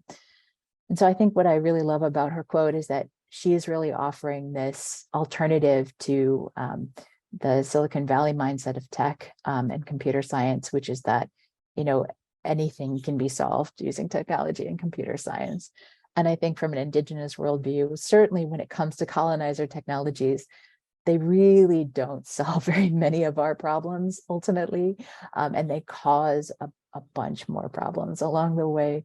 Some devastating effects of technology in our territories and in our lives. So, in thinking about like how you can, think about a rematriated tech using this lens that Dr. Gebru is offering, I think we're thinking about the right of refusal, the right of refusal for mining projects, the right of refusal for harmful technologies that make our already very vulnerable communities even more prone for exploitation or for destruction. So in closing, I wanted to offer you a few more resources and things that might support you if you are interested in learning more about some of the topics that I sort of very, very briefly discussed here in a very thin, quick way in this presentation. Of course, looking at the ways that white supremacy shapes computer science, one of the best resources that I can think of that's been recently published is the Kapor Center itself published an Equitable CS Curriculum Initiative in 2021. I encourage you to check that out. There's also a fantastic Radical AI Technology and Power curriculum that was published in 2020. And that is a collection of resources that's meant for a sort of self-paced group of learners to go through and discuss on their own. So it's a fantastic self-paced curriculum out there and website. And then the Indigenous Protocol on Artificial Intelligence position paper puts out some really interesting thoughts and ideas around how Indigenous cosmologies, knowledges, and worldviews might look at something like artificial intelligence. And I think that's a super interesting subject. So I've included a link to that there. As with any of my talks, please do stay connected with me. I'm accessible over email and Twitter. There's my email address and Twitter handle. Please do shout out to me, say hello, and connect with me after the talk and after our interaction. And I wanted to say a deep thanks to all of the partners who have supported our work. So the National Science Foundation, of course, Reboot Representation Coalition, and Comcast NBCU have all been strong supporters, generous supporters of the Seeding Innovation Project, alongside ACES and the Kapor Foundation.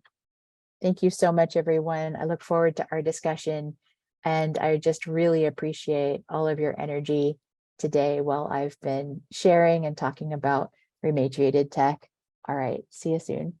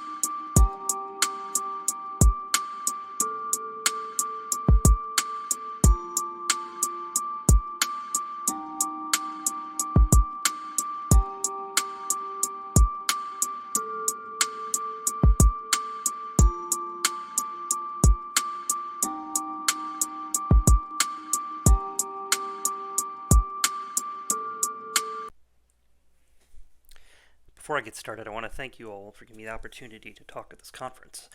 I'm honored to share with you today. The title of this talk is Towards Ecologically Aware Language Technology that Promotes Sustained Language Use. What does that mean? Well, it means my team lead revised my title. I usually speak a little more plainly, but I think the title does a good job in capturing in fewer words what I want to talk about. How does the language and technology environment around a language cause a language to grow or decline in use? And how can we ensure technology helps rather than hurts? One of the things I noticed in reviewing past presentations at this conference is that people would introduce themselves with a little bit about where they're from and a bit about their ancestry. So I thought I'd do the same.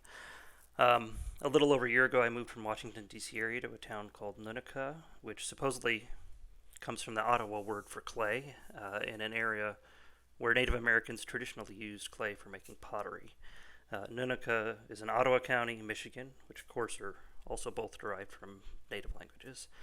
I want to say hello to anyone listening from the Gun Lake tribe of the Potawatomi, or Little River Band of the Ottawa, or from the Grand River Band of the Ottawa, who's currently seeking federal recognition.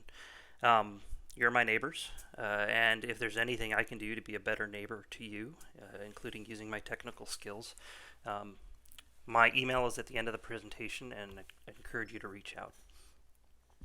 My last name, Nemechek, means someone who doesn't speak the language. There are ways to say that with fewer words, but I'll let you read that on your own.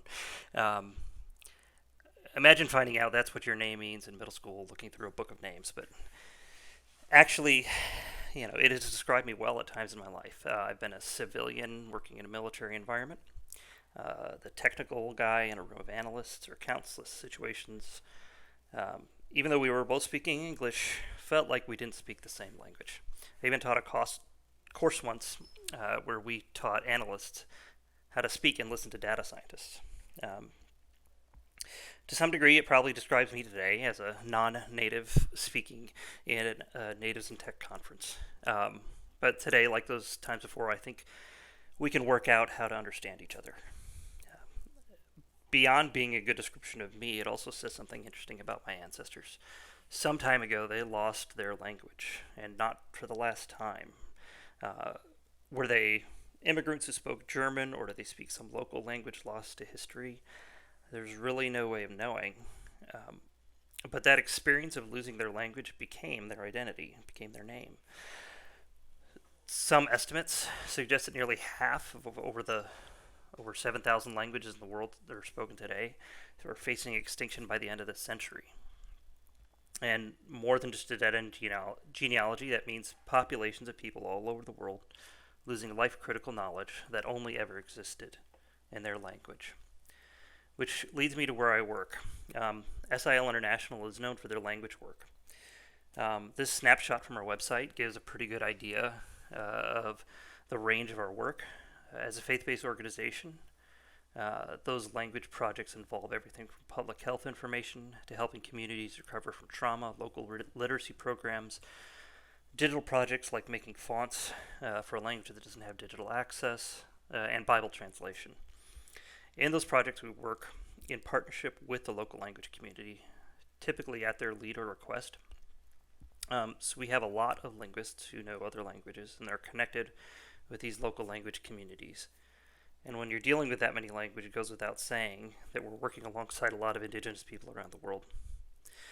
Most languages are languages of Indigenous people. So, linguists locally connected with Indigenous people directly responding to their stated needs. I'm really none of those things. I only started a couple years ago with SIL as a data scientist on a team working on bringing AI and NLP methods into the organization as a kind of innovation. Our team today has grown to be about 5 full-time people. So again, I'm finding I often don't speak the same language with people in my own organization. When people in my organization want to know what I do, the first thing I usually do is wonder how much time do they have. But we're learning. I'd say when we first started, we were borrowing from the world of NLP and AI research, just trying to see what we could get working. But following the methods of NLP research didn't lead us to being locally rooted as the rest of our organization is. So when I talk about natural language and natural language processing now, I try to make clear that natural language includes spoken and signed communication, not just written communication, that we should be creating resources that are actually useful to the language community itself, not just labeled data for our use as researchers. And so some of the other things that we're doing will come up later in the presentation. A lot of what I'm going to talk today about is theoretical, building on tried and tested empirical methods of linguistic ecology to consider technology.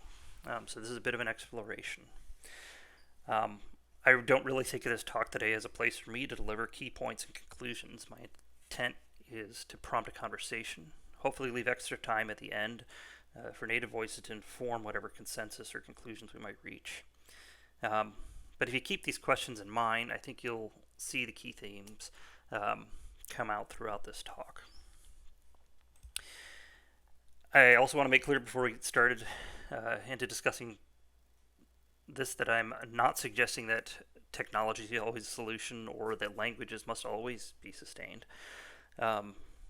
This presentation is aimed at people who are looking to sustain their language and are considering technological solutions or technology involvement in that. But let me also take a minute to define how I'm going to use a few key terms.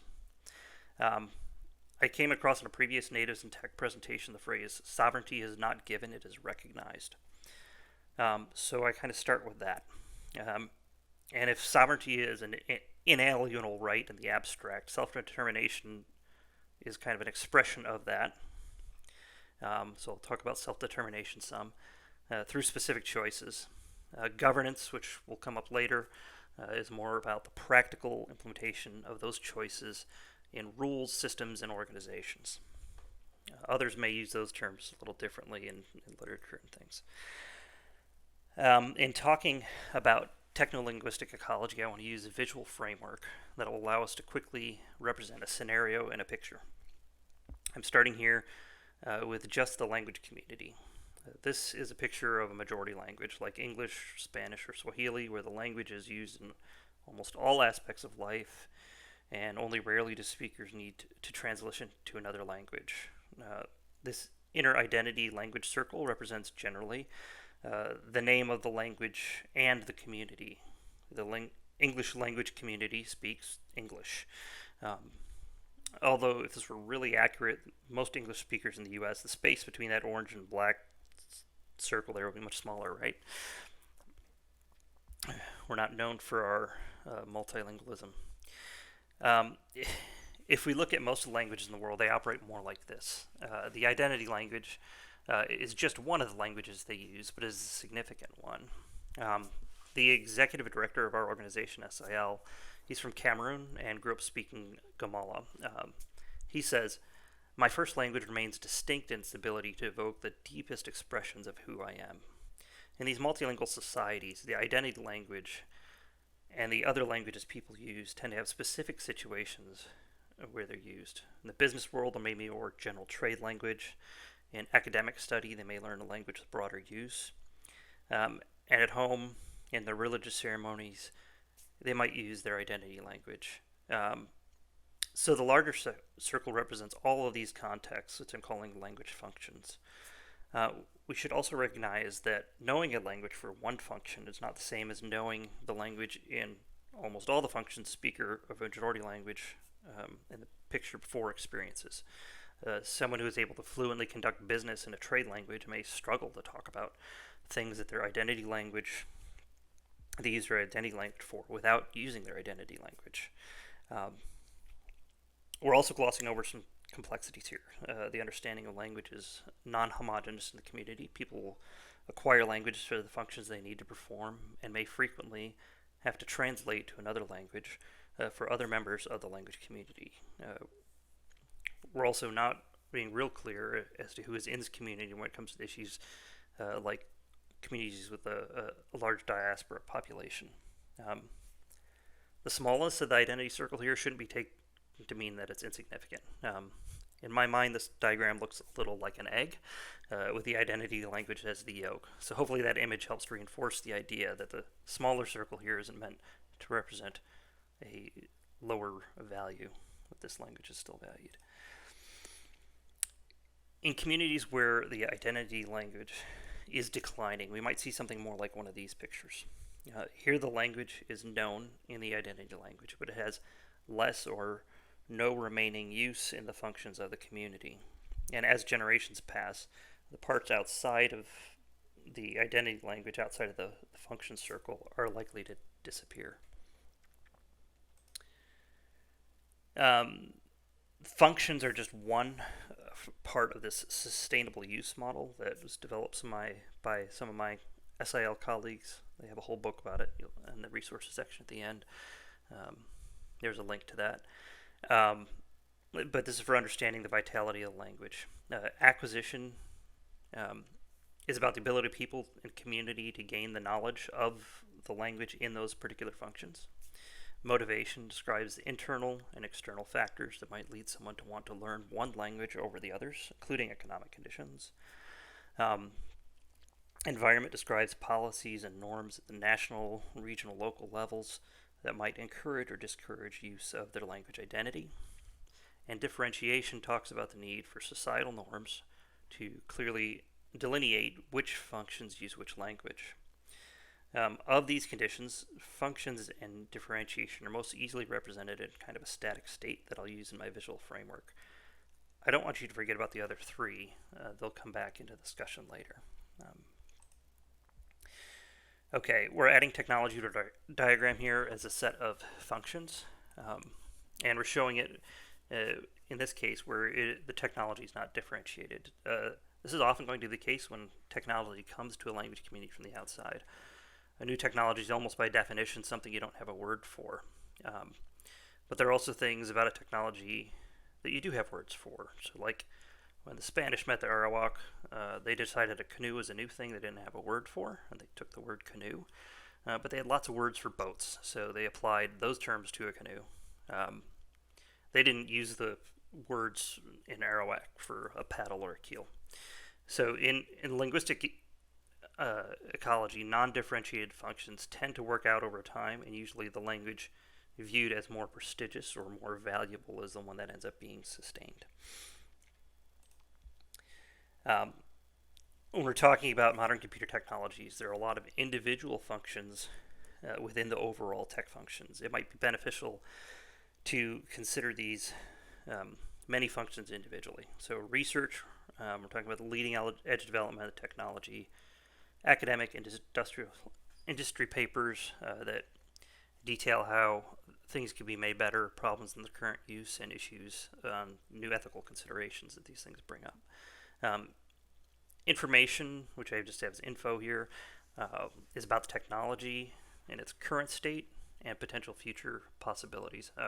For an individual or community to make informed decisions about technology, they need to have access to information about the technology in plain, understandable language. If I offer to sell you something and I just call it a doohickey, you're probably going to ask me what it is. You're going to ask for more information. We should also consider the source of information. I don't have marketing on this diagram, but if you have marketing without the real information, you're in a bad place for making a decision. Many large companies working in LP are primarily interested in delivering marketing. Implementation is things like the API documentation, GitHub pages, the programming languages themselves, Stack Overflow pages that support those programming languages, all of the things you would need to be able to deploy the technology for yourself or to repurpose it in a way that better fits your needs. Governance is defined as I defined earlier, but here I'm talking specifically about day-to-day decisions that shape how the technology works. And for data governance, all the rules, systems, and organizations that decide who can do what with the data. A service is going to represent the language the technology works in, localization, the process of making a service available in a new language by translating all the elements of user interface into a new language. Localization generally doesn't localize to the norms or cultural values of a population, just the languages. And as much AI NLP technology is built on a stream of data, and some services generate an output stream of data from about their users. I've also separated out here a data service. But putting all these things into the diagram, we can consider what do things look like now? How do we think they should look? Also, in future diagrams in this presentation, I may omit some of these just to highlight the more consequential stuff. So this is the privileged scenario. This is how tech functions work. For most computer technologies, if you speak English, maybe Mandarin Chinese, if you want to create something, you can find all the information you need to make a decision about it, go forward, create, deploy, manage the thing yourself, all in the language that you know the best. It's also how technology works in Wakanda. This version of Afrofuturism imagines a society with all of its technology built up from its own values. It's important to consider how the stories we tell shape what we might do with our language. This is kind of addressing that M in famed, the motivation. You can't create a future without first imagining it. So if optimism then is an essential element in creating a better future for technology and language. I'm going to expand on this framework by looking at some examples of indigenous language communities working in NLP. These are meant to be more illustrations of the framework and how we can use a definition of these. Really, they're back of the napkin characters. So we have something a little more grounded to talk about, and I've made some assumptions just based on my best guess. I'd encourage you to look into these organizations, understand how they talk about themselves, if you're going to try and make any judgments about them. There are links at the end of this presentation that go to each of these. But I think we should recognize each of these as efforts, as an exercise in self-determination by the community, where they have made a decision, an informed decision, about how to best proceed. And they know their situation better than I do. So first is Masakane. They're a grassroots NLP community for Africa by Africans. It roughly translates to "we build together" in Zulu. There should be a lot more circles in this diagram because there's lots of languages, but they collaborate on research, hardware, data sets, and generally operate on open source principles. Most frequently, this collaboration is English and French. As far as governance and technology, they're clearly for data sovereignty by Africans and for contributions to the community. It is less clear how the governance happens, but I assume it's the people who implemented the project for their own language community, typically continuing the work and making the decisions of their own language community. One of their projects to decolonize science is focused on translating research of science, not just technology, into 6 African languages, making that research more accessible. Not necessarily in the identity languages of the 2,000 African languages that they hope to serve. However, even this may allow for greater discussions of the technology in those various identity languages, potentially leading to governance in the identity language. There's a quote by Kwesi Kwa-Pra on their website that says, "Without literacy in the language of the masses, science and technology cannot be culturally owned by Africans. Africans will remain mere consumers, incapable of creating competitive goods, service, and value additions in this era of globalization." I think that characterizes some of this need. Digital Umuganda is an effort started by a Rwandan mandated public service time called Umuganda, and they directed those efforts in this project toward contributing to creating a corpus of their language for technologies. They're using Mozilla Common Voice and have built up the second largest data set, following only English in terms of the recorded audio However, create some challenges in terms of governance and sovereignty. By using Common Voice, they're open sourced all of the data. Actually, I think it's Creative Commons 0, public use for anyone to use. So it's hard to see if they were to make a different self-determination from sovereignty in their future, that they might reclaim some of this, the governance of their language data. However, in terms of language sustainability, Common Voice requires localization of the interface into the languages that the contributors use. So they've created a particular function, created language data, where they have differentiated use for their identity language. This framework allows us to illustrate how they prioritized access to language technology. But it will be interesting to see how the trade-offs they made play out over time.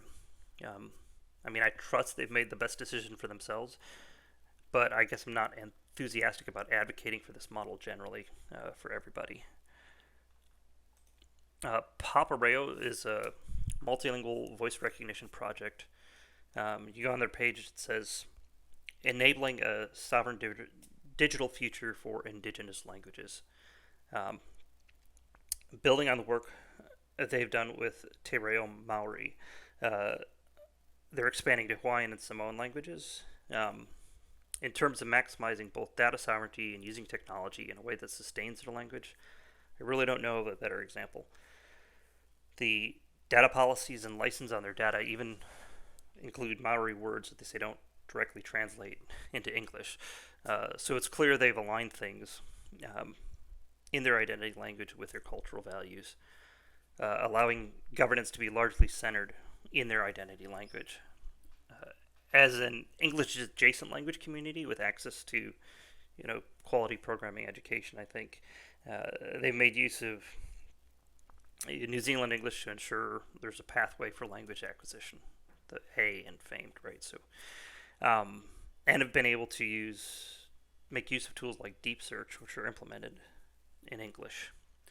So it wouldn't surprise me sometime in the future if they implemented Python and Maori or made efforts like that to bring these tech functions even more within their identity language. They're really got everything going there. So the previous examples were all what I'm calling English adjacent. They have a significant amount of English language functions within their community and are able to readily apply that to technology. I'm not sure the recommendations for how data sovereignty should be done are as easy to apply in some of the cases that we deal with. So here are two languages that I was able to train speech recognition models on for research work. Each language was used in an SIL platform creating literacy materials in their own language called Bloom.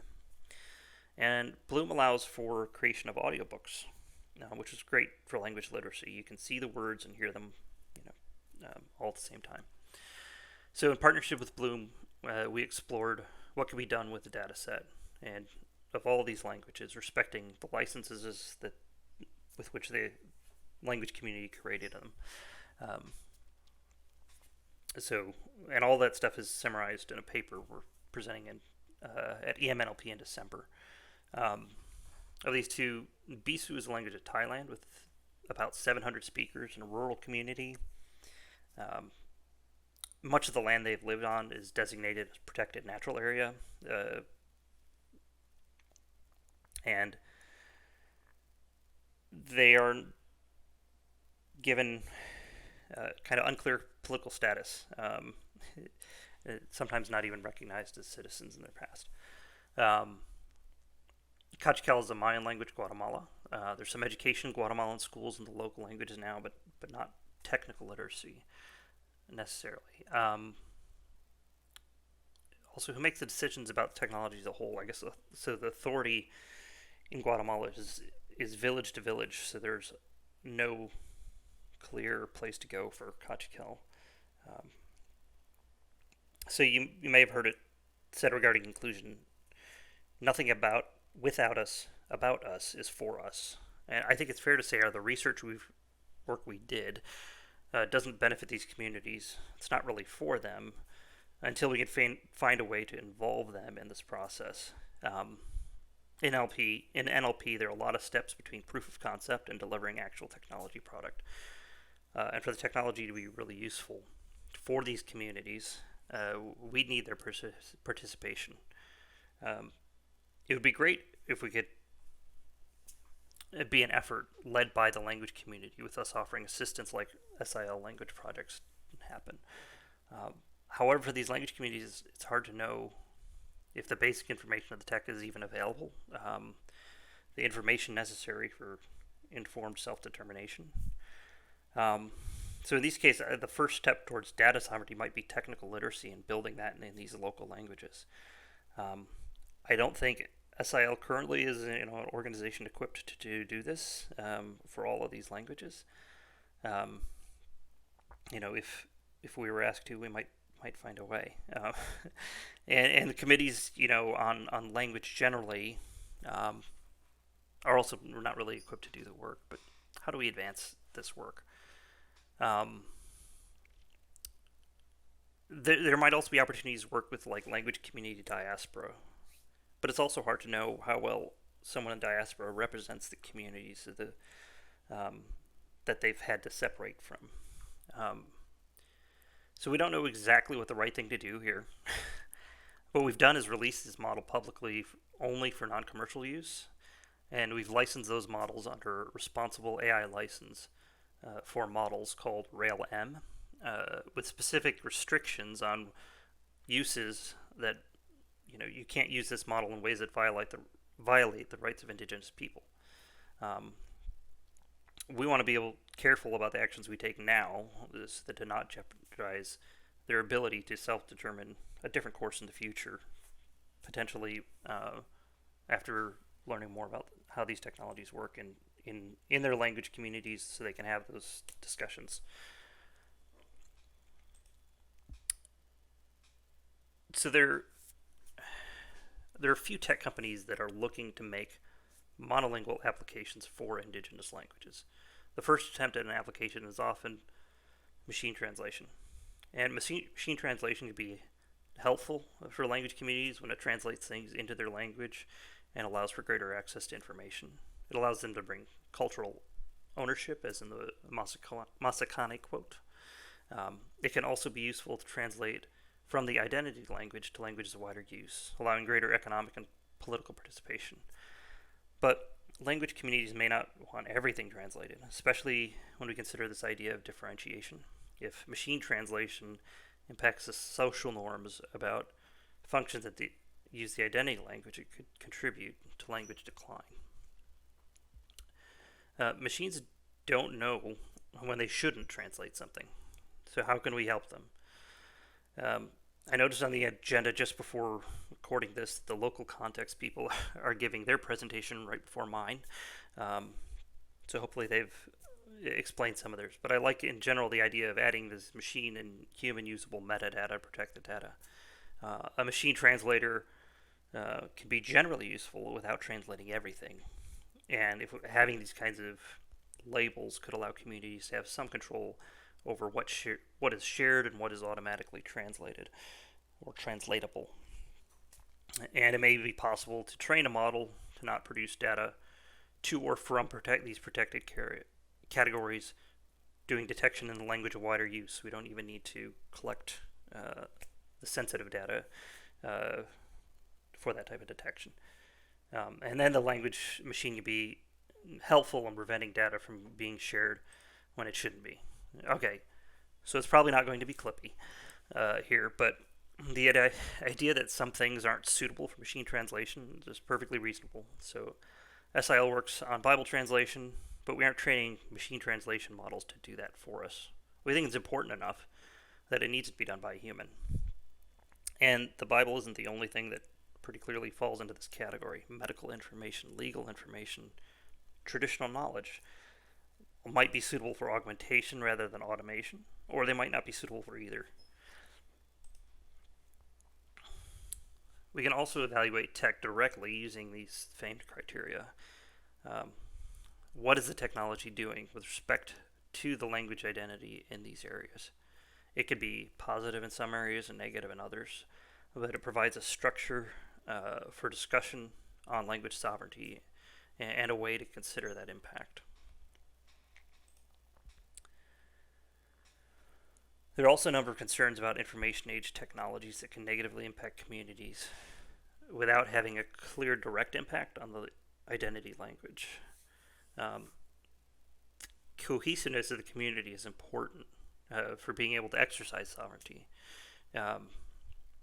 There's a link to a paper in the references at the end of the presentation, what they call Designing for Conviviality, that addresses some of these concerns.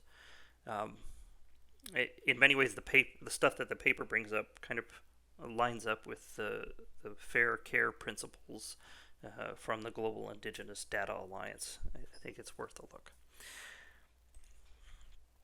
So on the last Indigenous Persons Day before the pandemic, I was traveling around the U.S. After having come back from 3 years living in the U.K. We visited Crazy Horse Memorial, where they had some special presentations for the day, including a demonstration of some Lakota dances. At the end, they did a round dance. My daughter on the left in this picture, she just jumped up and grabbed the hand of the Lakota girl about the same age, and they actually led the formation of the circle for the round dance. And I just remember the Lakota girl's mother remarking after the dance how these two were really a lesson for all of us in coming together and side by side dancing. We can work together for a better future in a kind of technology round dance, I think. Following the leadership of language communities, we can make opportunities for the communities and for their language to thrive with technology as they desire, supporting their humanity rather than taking it. I'm hoping there's a way to share the slides along with this video so that you can use these links. If not, feel free to pause and copy any links you might want to follow. And before I take any questions, I want to point out my email address. We don't have any current jobs we're recruiting for on my team, but if you're interested in working with NLP and AI in the future with SIL, contact me, and I'll try and make sure that you're informed when opportunities come up. Thanks again for the opportunity to speak and for listening. Hopefully I've said enough that there are some questions or comments.